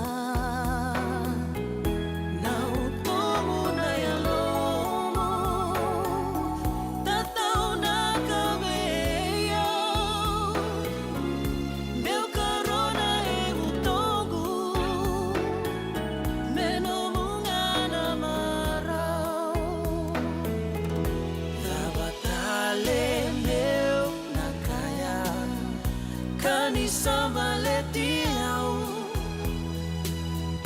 que watani serarawa querea bobo sotiao que le suba bakarua namula au donuya meu bakale suya tale no murarawa lembuna now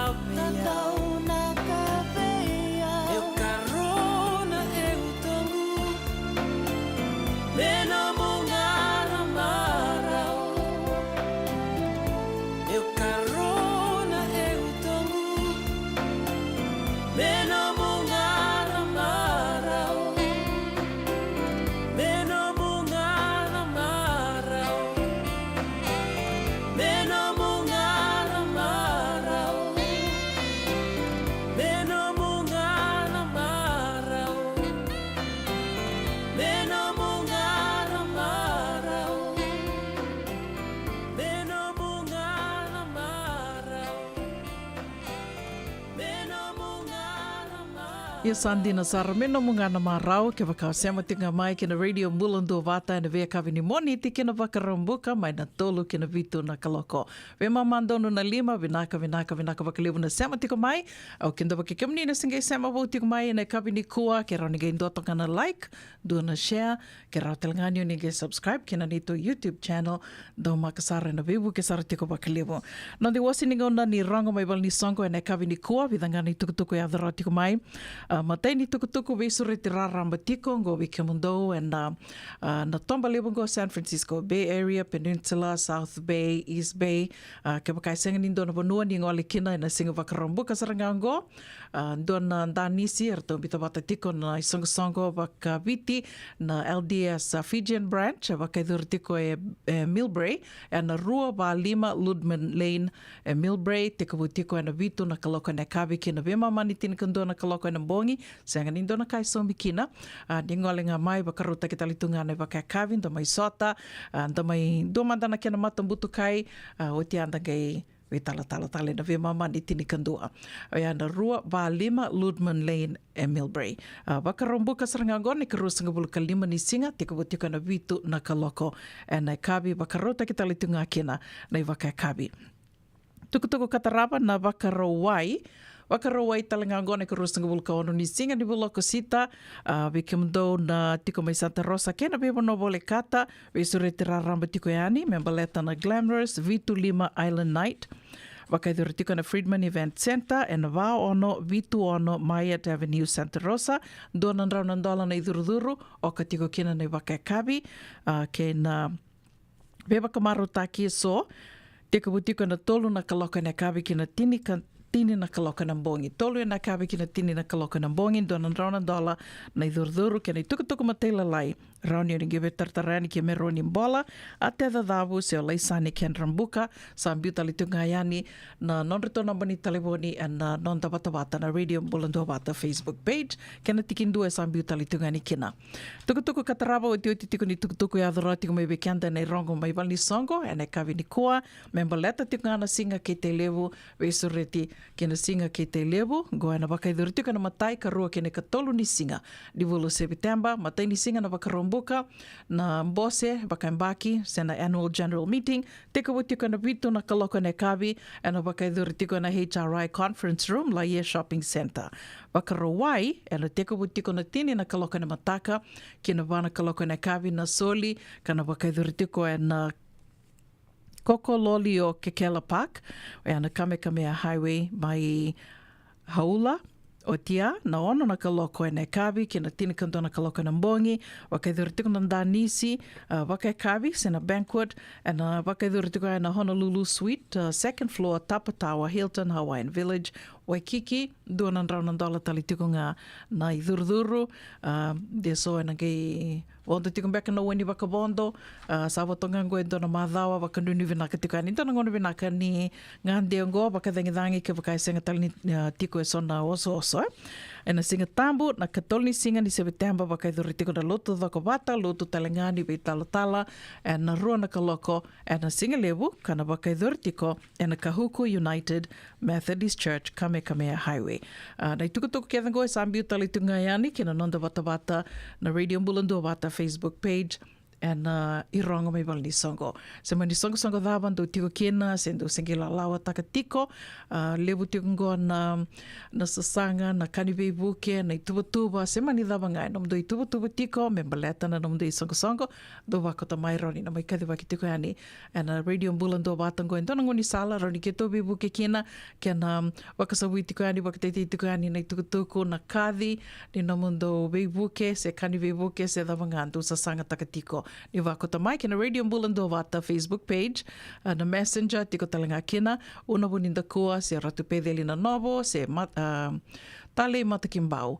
Ki tu tiko kia na Messenger, ni wakota mai ni tukutuku me mai kadhiwa kiani, e nei rongo mai wali songo. Sa watonga rusanga bulaka ono na miniti me ono na kaloko, toma ni tali tiko na nanda wakarongo sere kaunu itaka ni lutua tiko ni tawidawanga, e ngarawi tiko ni singilewa ni kua, e kawi ni kua, mataka ni kua, se mbongi lewa ni kua, vikimdo mai Engilandi, wakanuni vinaka tiko yani, au kilani soa e rere yandra mbongi tiko e na mbongi ni kua, wakambula tali tiko yani, vikimdo kia sara na ndau vengarawi tiko, ndau nguma tua tiko na vengarawi e na nursing homes e California wakambimbi tiko mai Sacramento bula vinaka na dona ngona e a head girl saratoka kina na maramani tango bula vinaka kalrai ni mulia deva wakatela kina viseli mbula do bula vinaka ela i Samoa ni bula vinaka na sema tiko mai na far north Queensland vinaka wakaliva na sema tiko mai na kavini kua wakatela kina vikimdo mai Novato na JJ's Food Shack bula vinaka Mrs. Titelia Nitini wakanuni vinaka tiko yani vikimdo Luisa Totovo.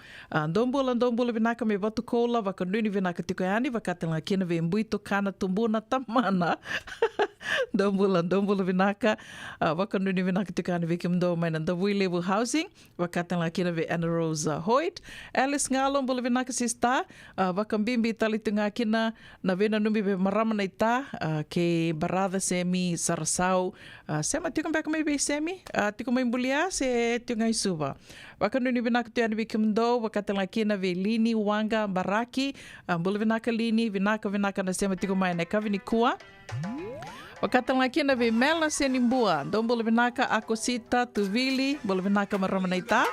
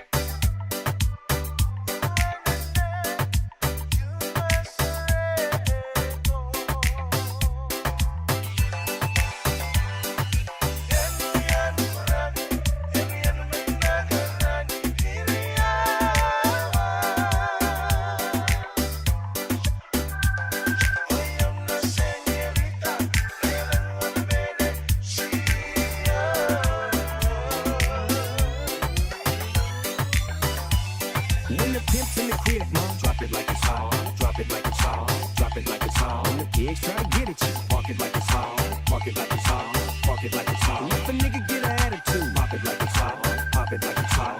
Pop it like it's hot. I got the rollie on my arm and I'm pouring Sean Don and I roll the best weed cause I got it going on. I'm a nice dude with some nice cream. See these ice creams, see these ice creams. Eligible bachelor, $1 million bow. That's whiter than what's spilling down your throat.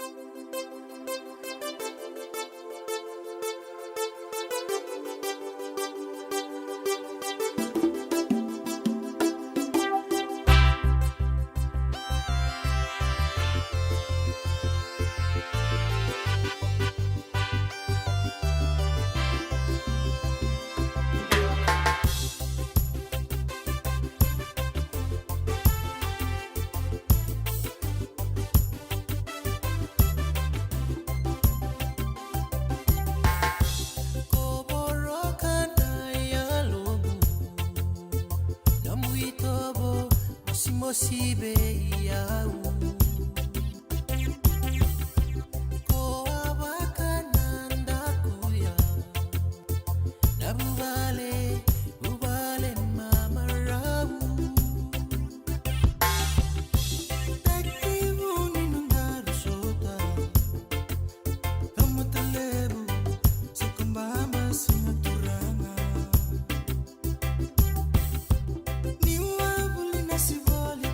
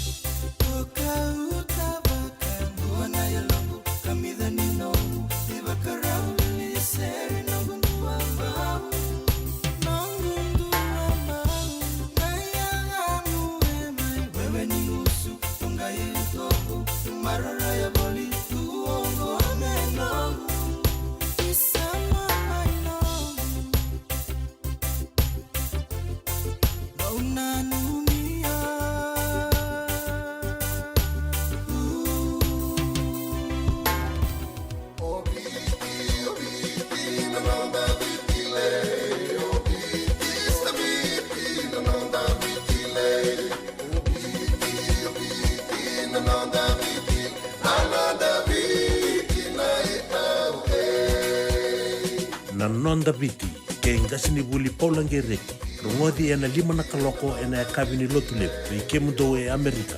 Tini karua na kaloko ena singa lebu ni baka romboka. Veke mundo mai viti. Ena radio Bulan tua wata, San Francisco me kauti kenda wata. Endona mate kuniti wale bubekenda mana wasa Pasifika na hepatitis B. E kuneini ndua mana bayatini corona leni winua mana wasa Pasifika Amerike ni tobi reti kuna matengo na hepatitis B. Ongoli budake na kenara ni betobi sena tobi kuna matini ngadangada se liver cancer. Endende mendo kila ke sa tebi kontiko. Na bakani sa ngusote ni kene bakatakila kila se symptoms. Bakabo ke sa mbimbi na mate. Mbimbi ngoni kila mono bakani kebi membaleta na hepatitis B. Peter mai kena telefoni 526 ono vitu wa 51 sisi koba na nondo to website www.sfhepbfree.org. JJ's Food Shack. E tiku kedi kena na kakana boga biti me bakana kokonda. Lobo benga ni ngai kani doitu na bundi na ndalo se tabioka. Na kakana boga malangi me bakana steak baka loka kena coleslaw. Wee! Na kari toa sa wadha badina na keni kana. Kay tiku talanga nondo to specials and the lomo ni madawa. Dong tamba and na Facebook. Na doi ni tiwa ya na pani mandrai pai kena bungatale. Go na JJ's Food Shack. Viu Valley mo Billy Jane Street, Santa Rosa, California. Karo talaga nrato dili mo yang may Santa Rosa, may yato sarani kinavato. Giritirto sana kinavitu sa mabitu tolo dio tolo dundu al limono.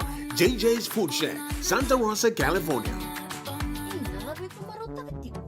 Senga, esan dondi na namaraw kinabaga vingilewo wakila. Wala. Kesa manika vivi na nongumbula, kemundo sana senga nilenga. Dona senga talanga ni rere walo mase mundo warakati on 11 reng. Balata ni swada kabatu na nongu life insurance policy. Iko da kam to waka tapia. Sa tumu mantanga na numun ranga senga tu na non tu pepa. Sa tiko na mate, se senga na pepa, senga na lenga. E se rawanga nindu na nongu life insurance ve Lincoln Heritage Life Insurance. Na kambani ni life insurance kanga niti kenda vinaka na itoke kanda sa may wagay tiku-tiku ngoya Amerika. Rawa-rawa sar na bawal fomo.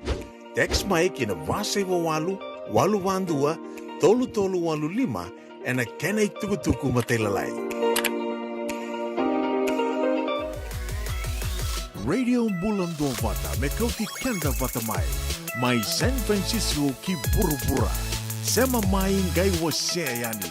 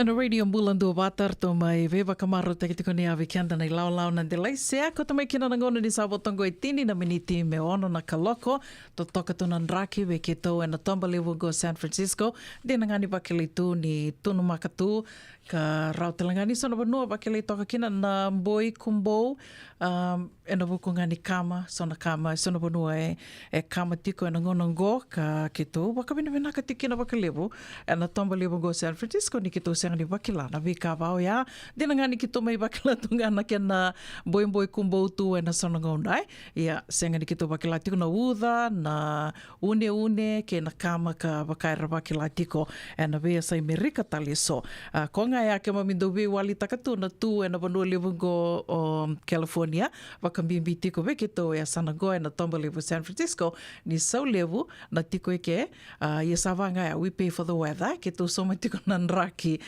baleta ni vunga na ngau nai duto toka tunga na nraki e rawakila e na vese merika tali so na tonrani singa na batambata na uda de bata i o ke to e sanango e senga sarangani ke tondo wakila tu na vika vau ya koe a ke to wakabina vina kataka tukina na ni to mai tiko rawa e na vanongo wakabina vina katalenga na nomani veto koni nomani do sema tiko mai ka rao ni mai didi wakitali tunga kina na non the station i ongo na radio Mulando Bata na vida na madhao sawati ke roa mai vital no takatiko e ani ke Mrs. Titilia Naitini na Dignity Act going do na lawa e na immigration o ke lani punga weekend to sana de som baka na ngona baka me to sana ngude na nondo to baka nui tu ni nando na singa sana rau ni rawa na pepa na nondo to mai sasanga mbula tu e na vanua lebo go Amerika do lebo na ngona ondo tarongi ngoni sala da batali ro ni rau kina na pepa dono ko nana lila i tiko ngo satu kono koe una erto satu kono i tiko me nangone ni oi koro ni bebu kena rao me sa dhaka rao nangu pepa isa un diva mandanga me avatu yana kena rao ai io kento sa ke latu na sama indende tu na vanua levongo Amerika e vida saratinga na ngoni sala e rao ni na rao kina na nomu pepa ndua ya ke wakai ko wakawati wakamau ke nandua ka sa leo ni vanua tu e ke se ndua tale ke wakai dua bertona ngone sa mai wakawati ke nandua na leo ni vanua Amerika o tia na ngona sa leo ni vanua kino koe leo ni vanua tundei me sa citizen kino koe sa nange rao ni petition me rao ni dhaka na nomu pepa ya do talango ni sala ya e so ke wakai erto mai dua bertona baka na ngone mai sudhu ke samba ki nangone samba ki roa stanga bulukan dua kina sana ke rawa ni dhakawa koe na nomu pepa ya saranga nangoni sala so pakatala kina na green card lottery konta sa ke la ke tu but other than that go ngana vida ngana nangoni salang koe mai rau tiko kina na pepa e na vida na mbaki sauti do tuku nunuguna na mbaki sanga bulu sauti na mbaki sanga bulu sauti ndo se rawa e na amnesty se rawa na kena soli na pepa e so e na bononi dhaka bononi dhaka kau kila ya na tinika dhiwa walu sanga bulu bakadhadha 1980s e lewu era sa tiko rau e keka mai rau kina na nonra pepa and kena rawa ni ra dhakawa na nonra pepa o ira na waka i teitei tu and farm workers ka rau kena vira me ra waka pepa i so talangana nonra bosa ni dhaka o ira mai waka dhaka takira tu e a talangana dona nguni sala ka mai rau kena e na ngono ya go dona ngona balabungo sambo dren dina me dua tale na ngoni sala vau ya me mai rau kena na pepa ia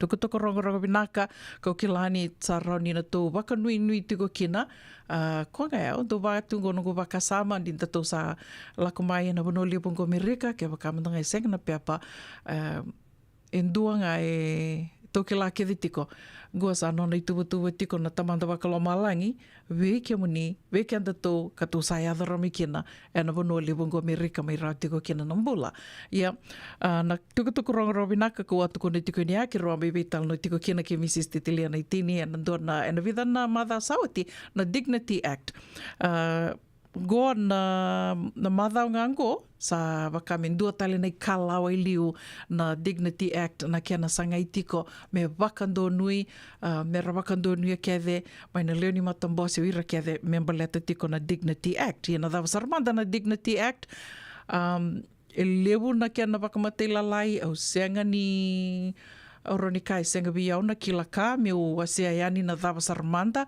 io ngo vakadhadha sara na kautali taka kina na Dignity Act ni wakawili katiko wakasamataka ngo orto lewe vida tiko ngana mata kina mbose lawa erto kota vake na Dignity Act ngo na wakatutungo erto akota vake na bulo me nga sengi otingo na karosanga bulo katolu ni singa ni bulo me kau vake kina erto aroa liu taka tiko rona marama na kaitali kina ngo rona marama o Representative Maria Elvira Salazar.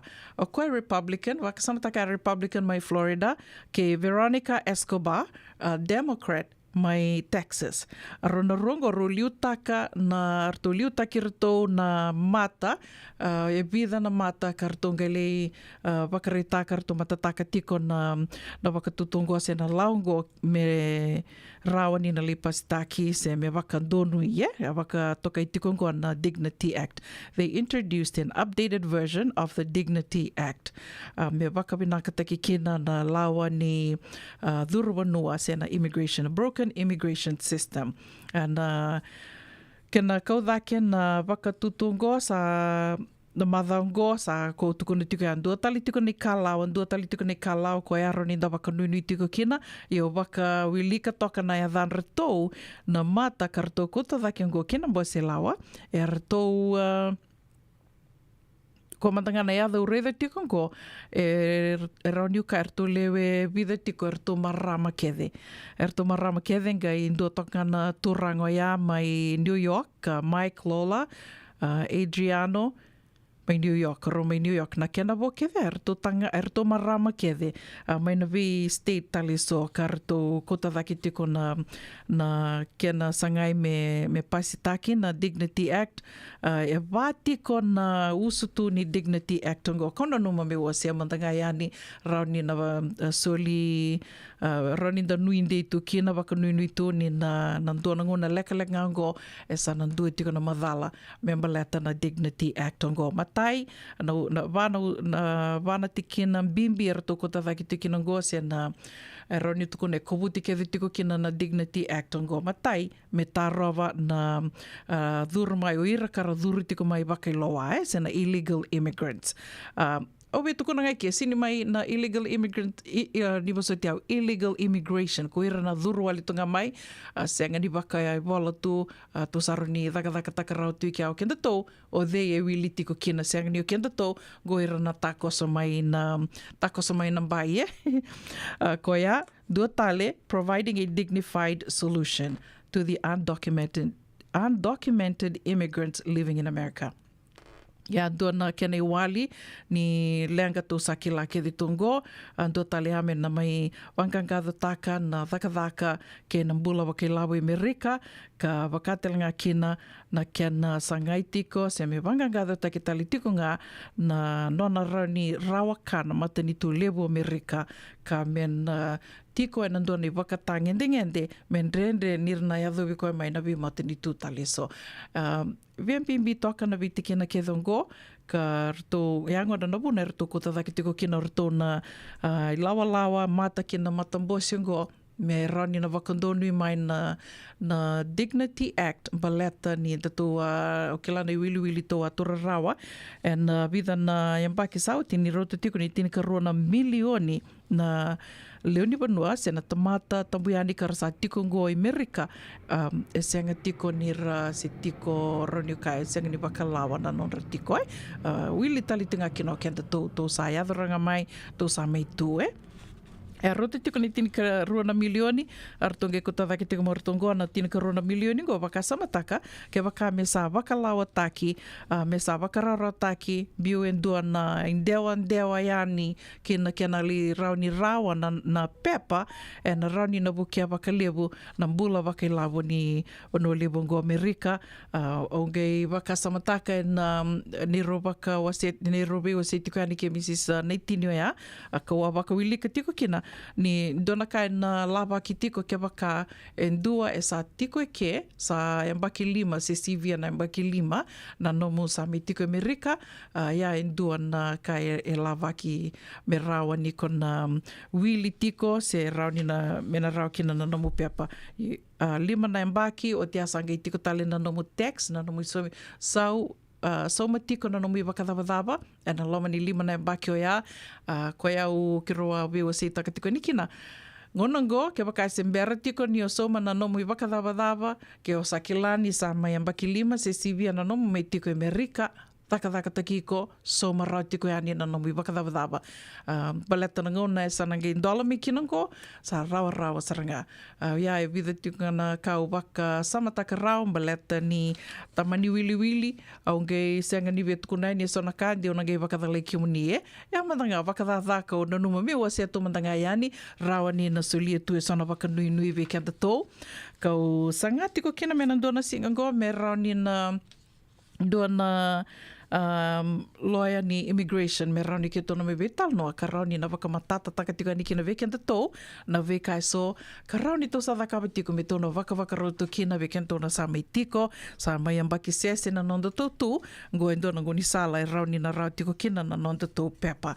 matai au ke la tiko ni na loma ni lima na ambaki o se na vitu na ambaki ko sa rauni na soli tiki na viko mo rauni o vila koe aki me rauni o na dhaka tiko o te asa nange o te talembea ke vitu na mbaki nangai lisubi tale na nomu kisi me sana ngai lora e sana rani suli kia vei ko na nomu green card se senga ia waka dhadha sarna vika wa tura rau e na nungu senge wilika e ne mataininga ona na vika e so membaleta na Dignity Act waka Ni se ama tinga mai kina radio mbula ndua vata o ke lani nandua singa ngō sa sanga tiko na nungu i nguto dhoko me nandua na immigration lawyer me ki tona mai vetala noa yani ki rona be vetala noa se rona vetala noa yani ki tupe nandua na singa wale ngango yana vuna ndo tala vuna mo ni se ama tinga mai kina radio mbula ndua vata tiko ngai na immigration o via veva kana numi tali tinga yani ve ke mdo mai viti sambai di roro tali tiko mai ngō na ngōna ni kia ndola na green card lottery na vulo okoto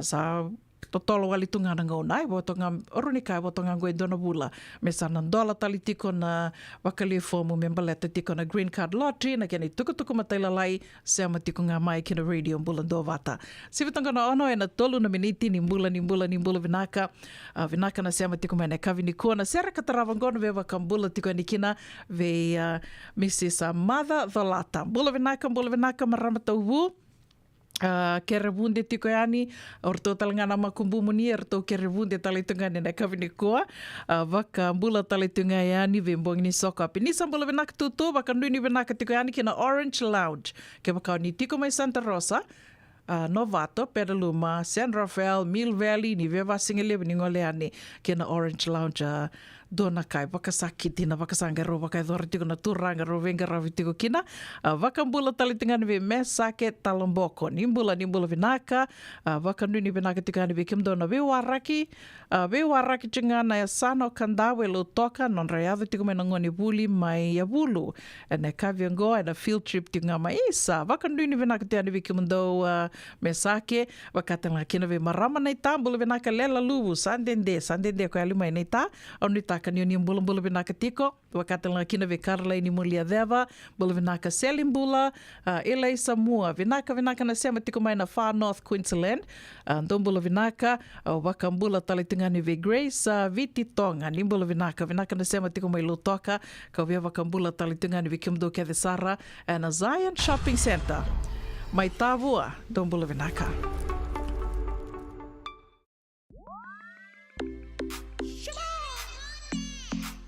West Fiji.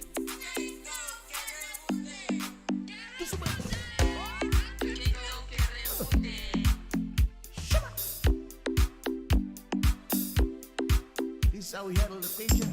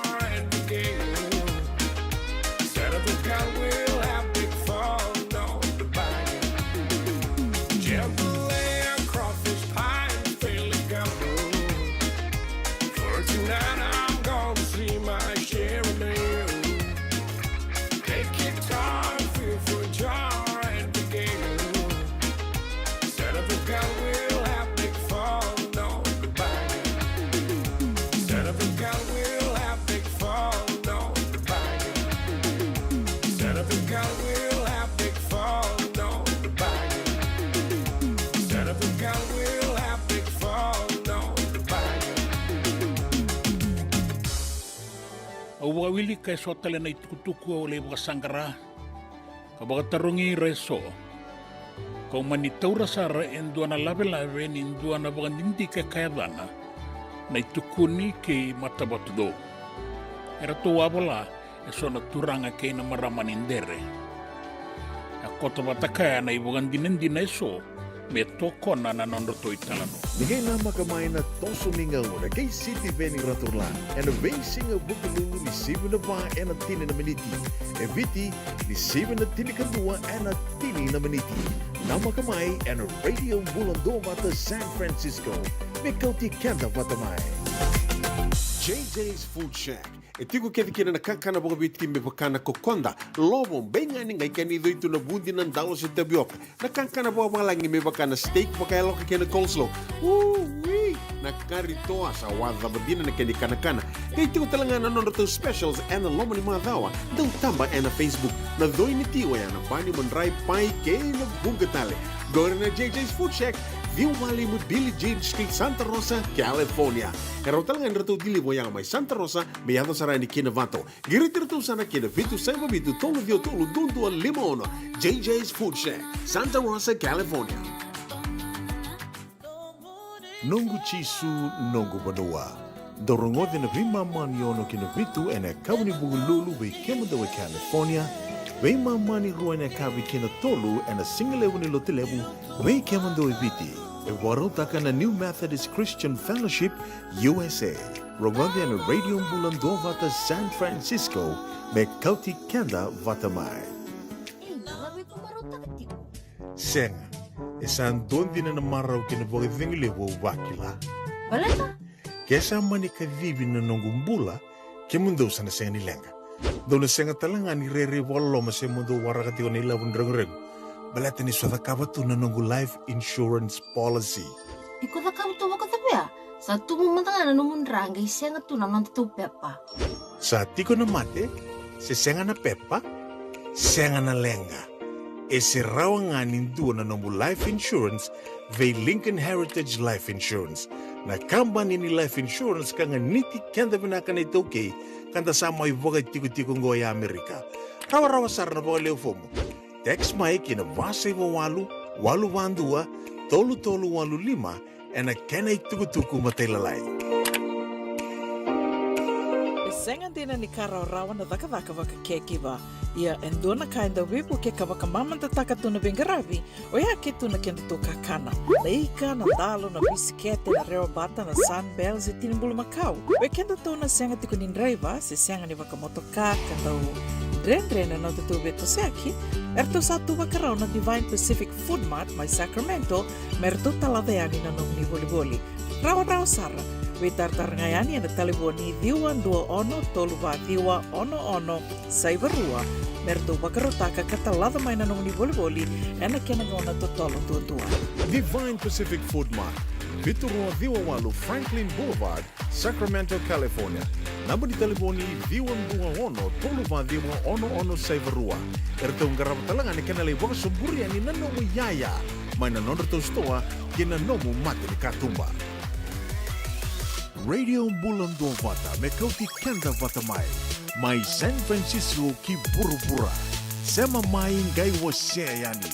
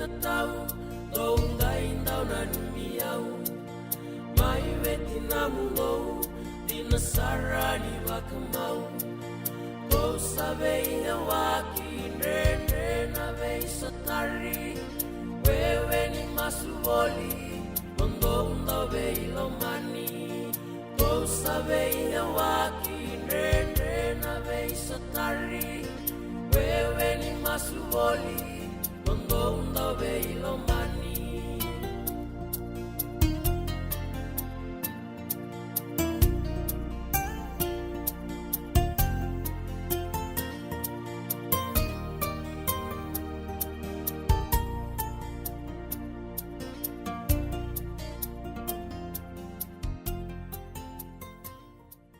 Kia radio mula do vata mai vera tona dau ni ndelena kula kula o arto ve vakamaro te kitu kane ve kianda na kavi ni tusi tiende ndai ne ka rosanga vula ka runi singa ni vula ko sita au ni taka ni mbula mbula bina ka tiko se venga no ni sama tiko me kina na kavi ni kua ni taka ni rango bina ka tiko ani na mbio liva liva ni radio mula do vata bina ka na sama tiko mai ke retunga ke o ni singa i sama mai bakandua ni ge waseto ngai ani na nanda to vata vatongo ke bakau ni valata na be porokara so o ni via kila mea kana dhawa so tienda o rongodi tiko na nonta pata batongo na radio mbulando bata au sureti ke mani mo ninga se kova tiko yani na YouTube channel o ya na radio mbulando bata YouTube channel e tiko yani kina na ve porokaramu ke de sara ndo mai rongodi tiko na ve talanoa ke de sara ndo mai baka dhura tiko yani na wasining onongo na radio mbulando bata na vea kavini moniti kina baka rombuka mai na tolu kina vitu na kaloko. Na vida na madha sa wati o talanoa takatiko yani na motoka na kena sa na donangona o atukone tiko. Gona veka ngā ondo waso kumuna mai ni tukutuku wakambimbi tiko ni ke tō tiko ni ngoa e na wanua ka lewu sarana kai do tiko wuta ke ni kina lewu na ka ni da wakasamataka na mona liwa liwa technology gona wanua e do lewu na kai tō ia wia ni kina i o ase talitunga yani na motoka na kena sa wolitaki se sa turi wakasamatango se sa tukuni na rona undoluro sa vulkalima sa nagi rawa ni na woli taki kina na motoka se rau ninge waka tarekina me na didi e ngauni sala. Senga ni didi, senga matanga ni didi. Waka samatango na motoka ka rawa ni na wuka. Flying cars. Ka sa wakandonu ia sa wakandonu tiko me buli, me tara, se me dhaka mai na motoka ngo, na motoka ka rau tiko ni rabuka.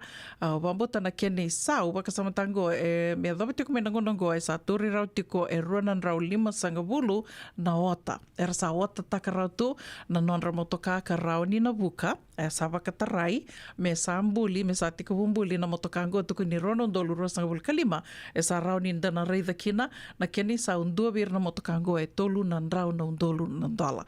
Waka asa wakarita katu na liwini lawa e satu kena vunga weekenda, senga walenga ni so weekenda na vunga weekenda. Tiko voliongo wakambimbi tiko e na vanua liwango Amerika e wa tiko ngo na ireirai ni motokakau tuku na tiko ni a.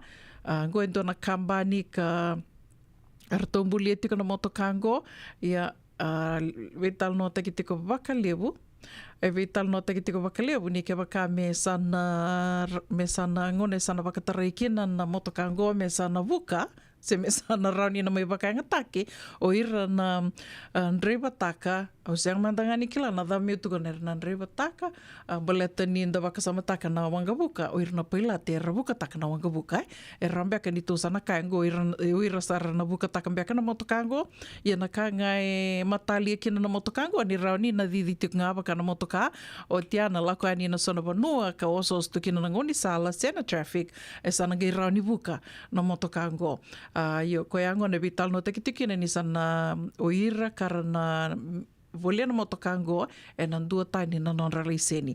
O ge waka samataka de sana turi mai na ni obviously era sana nreva rawa tu sarna kila rawa tu na nreva o bambuta sana ngai o ka ni kina na non releaseni na veka karavuli dambia ko na pailate na vuli pailate me rawa ni ngai wakatarai mer na nreva taka se mer na taukeana na motoka wango se na flying cars. Vatiko ia na veka And sa may wakasarawa tu na ura na ngonongo senga ni kai menda na kurambui taka na vivi sau e sa yadu tongo wakatelanga kina na vida na madha sau tia wakarita ka tika ni tupe do na motoka e sa andre bataki koe tinga bataki koe e na motoka ara sa didi sa tinga ngo e na tolni ngoni sa le California ka na vida na madha sau ati e wakabuna na traffic jam mai vengo sartonga ni ndona ya sei San Francisco ya na kena sali tao koso tu kele koso sartonga na lomando nu ni ngoni sala na motoka ndo vir na motoka ya kan ribati ki kwanga batiki koya o ter sa levo na motoka pao ya era la kutiko na tol ni ngoni sala se no ya sano ya ni sei San Francisco ya ndona moni madawa kan ga bakabuna mera sange mi kele kede tu ya ni do ngana ngona kele kede tu kena ya ya na kai Roni kainda na nama ka tiko ni sana yado e na tos ni ngau na da sa tos tu kina na ngonongo ai.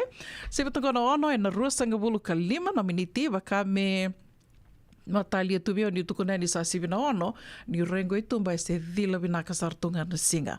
Wiketo e na tomba levungo San Francisco waka nui ni vinaka tiko ya ni se vinga na vano ni sema tiko mai kina ni sema tinga mai na itukutuku e so me mbuleta na nonde tos tu ni mbula tos tu ni wurwura na vivi sau na vikabo e so kitondo sanga me roni na mai dawa sea wata tiko ya ni me mai wakasawi tiko ya ni e na radio mbulandu wata San Francisco me kouti kenda wata tiko mai ni sa sivitongo no ano e na rosanga bulka ono no miniti na sera katarawa au no bia wakambula tiko ya ni kina vi tau dorin say dora sandende tau ono itaka ni ando mbula binaka tiko wakatala kina vi mere salandoka ni mbula binaka mala wakanui ni binaka tiko ya ni vi kimdo wakatala kina vi seni langa kalimbiu binaka wakalevu na sema tiko mai na kavini kua marama taon role live usoni maseo ni taka ni do mbula binaka tiko mai LA senga soti ni ndo wakilana Lambo Hillary ka wakatel nga kinavi Alice dinati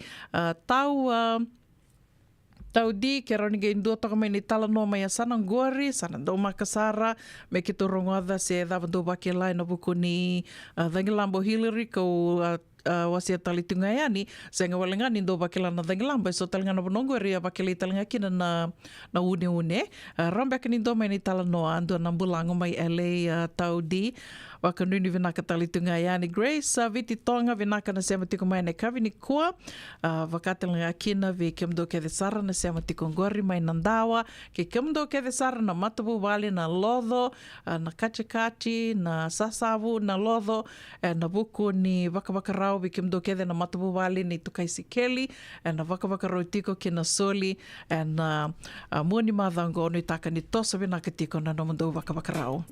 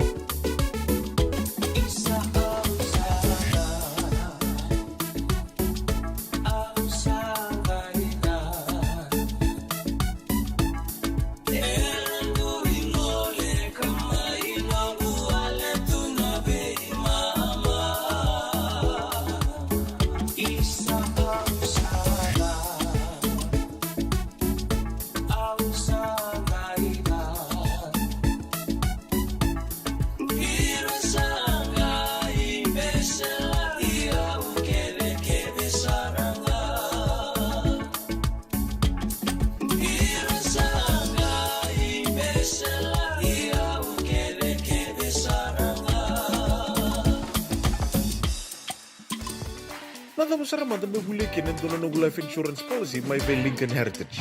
Sinangayaw sa nagkakil ni Turta, nagkakil kabito ni Akostita na 2022 o sangir ta kasarabiri ni tauna. Kami ngaya kinamagaw siya ngaya sala ko mana check. Sangat tali ni biara, sangat sarangan ni biara palilay. In time sarangan may. So nagkali wala ka tala tunda wala ka. Kuwertong kau saya lo bengo kamu bilang tak kampan bilang gua na heritage link ni mau lebih nak sarang saya kata lintu nak kaya kata tutu nak kena bahkan nak kena pepo work itu tak kami suami nak kira kena timber ke apa sing tu bikin dari labu liwaya Kintara samu kina kisi na mani marong kina ngona mojuri paling bula. Kaki gaya kar takawagwa na insuang. Baya serangan na muna. The Lincoln Heritage Life Insurance dondonga so muna claim na lo manurusang bulka banewa. Kaya sa ruwan ang bagi o tinapulsing gaya na lenga, di ko na beba sa oray. Dawi mati sa siyanga.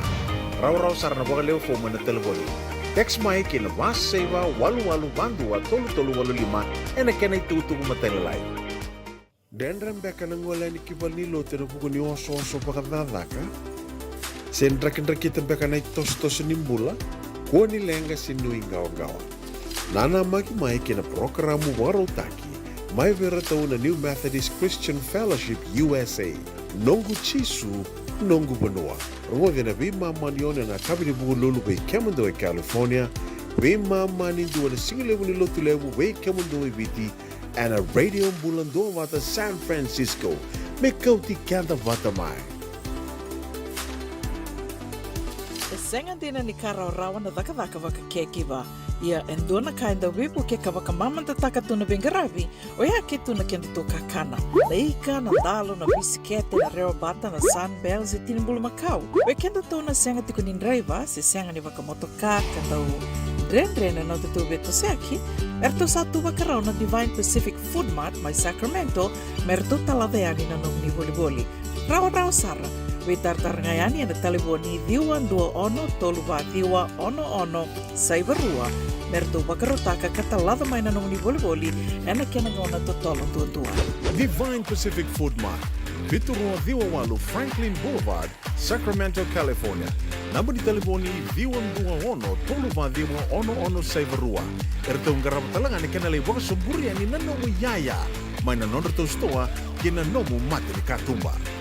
Na buona ngauna na levo ni nondo soso enda sa senga sarangan nikla na dapo menda vaka talutaka buka singi lutaka sa baka kapitan ni kakuni lo malenga sa tiukin dono munua e rauni buka dingo ikimuni waya na JJ's Food Shack Santa Rosa, California na vei matangali kaka na itibgina me baka na karitua waraisi na logo palusami na buwaka na kaiwa soso na dalo na toa na kukonda bainga ni kinang gamure na kaka na buwa malang me baka na steak gai baka loka tabioka kena coleslaw surua tatni gela ko pata na kena pie ng bani kay na manray oya na JJ's Food Shack Santa Rosa, California. E rosaranga no direct message virto giringa kina bitu sai bitu tolo dio tolo don limono se o ngale saranga lito miku mai no mota e na dio maluma Billy Street oya e Santa Rosa, California. E rawatalanga ni rito dili butaka ni kemu katalo bosing lebo sa wanga kabi ya mai Santa Rosa Kinavato. JJ's Food Shack Santa Rosa, California. Sa, medang belawata mo na kango. Nadabaya? O sabi wala kiba ka lefum ni daka yo senga ni kilana na medang kawa. O lemban lang katakatalangan yo senga tu ni kilana kisitaba o nasotaba. Kuni lang ganda ubita lo te kisarangan obi ka kitengore na radio bulon do bata. Uy, na program daba. May na vei longan niyo. Rungudin na 5 na kloko na vei kabini wa rumbu ka vei Kemando, California. Tini karuna single ni wa rumbu ay vei Kemando ay viti. Goy vei to koni kina na Connect Fiji Care. Endo na caregiving agency ni Monito K and the Limanan Rao Capital Mall, Suite Rutolo Rolima, Sacramento, California. And the Wingravikina o Mama Kavisi Voselani. Radio Bulondo Vata San Francisco. Mikoti Kenda Vatamai. Radio Bulondo Vata Mikoti Kenda Vatamai. Mai San Francisco ki burubura. Sema mai ngai waseyani.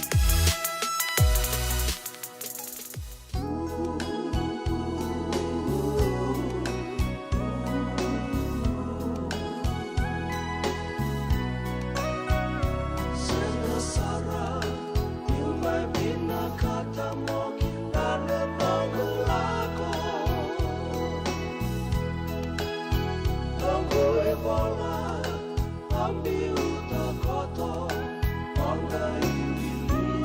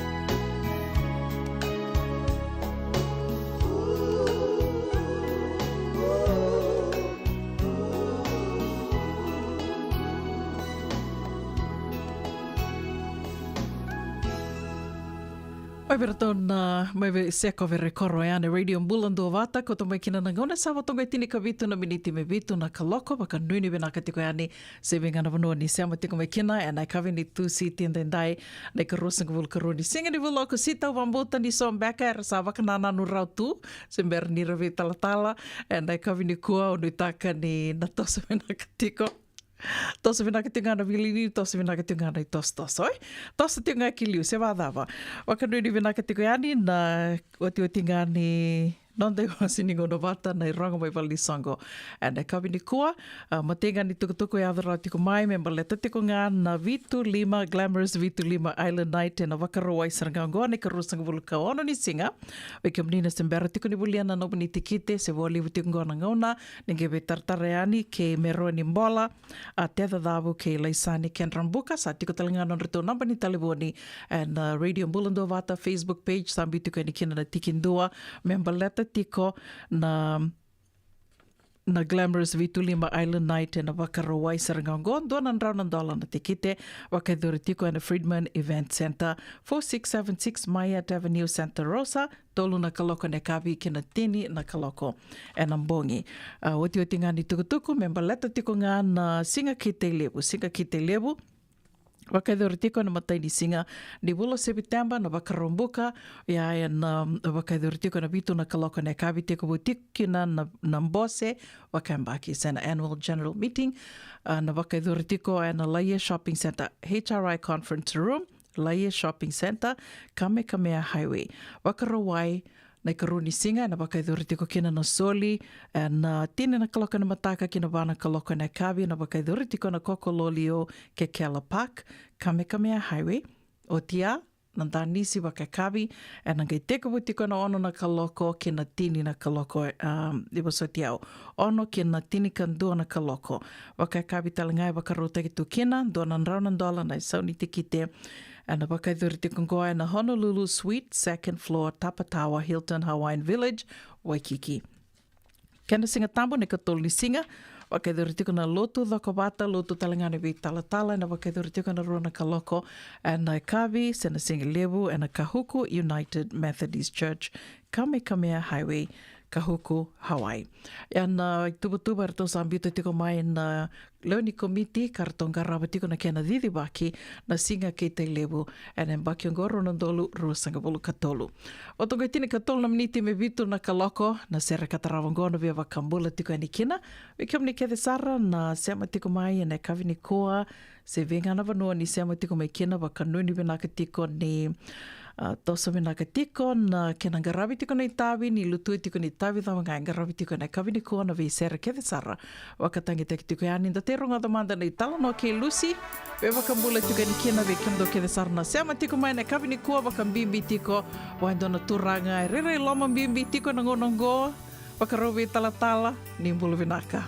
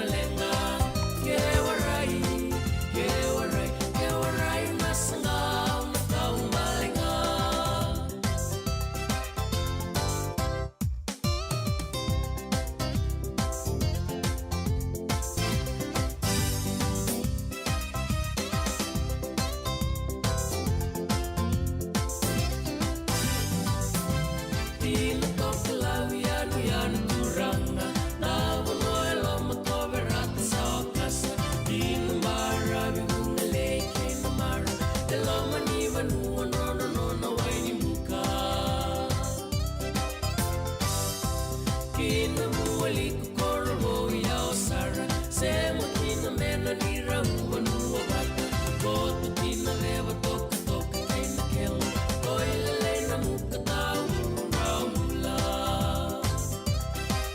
Tai levu pus tai levu No problem Waraina lenga Ke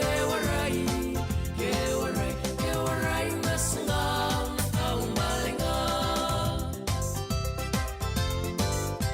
Ni tutawa letu na kena katana Nale mumaluni waini muka sayawa Kaini na kini na tuwa samay verata Muka ngari watu ni na marasangamba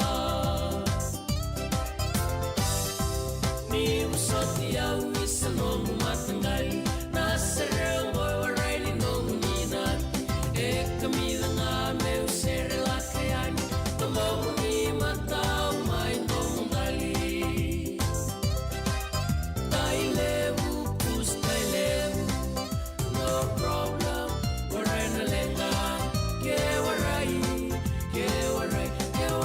Nasangaw na taong malenga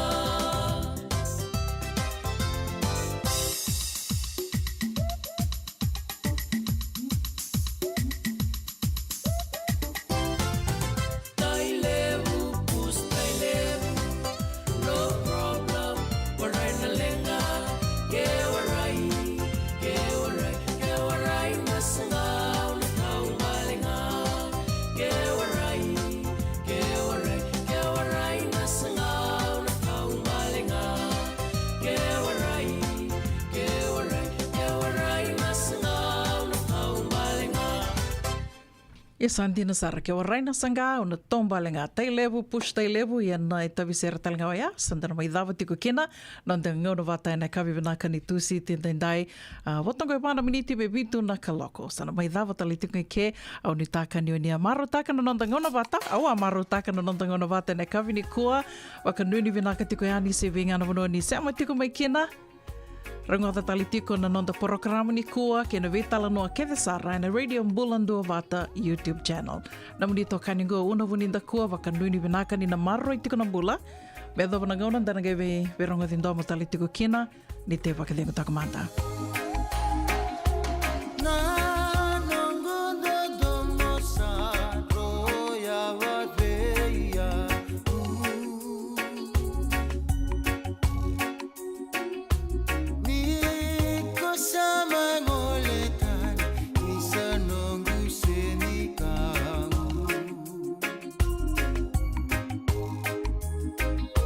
Auna kaya beka meu sukani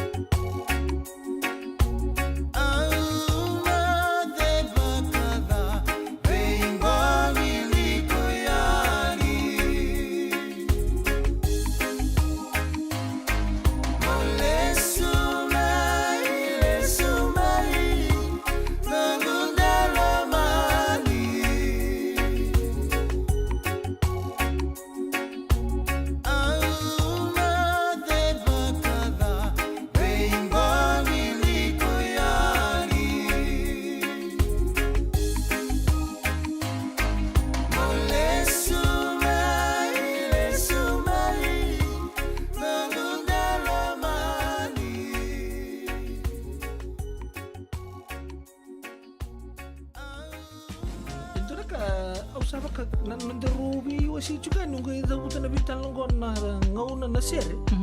Sa dotu lang nga son to. Pakai lala ba suri nunggu ngabo ka boka. Bata pa kani sabo lang dito mo nandito ka. No bita ni sing lalo to to sunan tangka boka. So ba sini naket lalo tal ngabo. Ni sambula binaka. Sama mai ka wasean in a radio bulando mata San Francisco. Da rumodi na tolu kina bitu na kloka na kama ni moniti kina borobuka bei kema da wai Amerika. Dini kina ruona kloka na singa levo ni tusi di kina borawai bei kema da wai biti. Radio bulando mata San Francisco. Me kauti kanda vata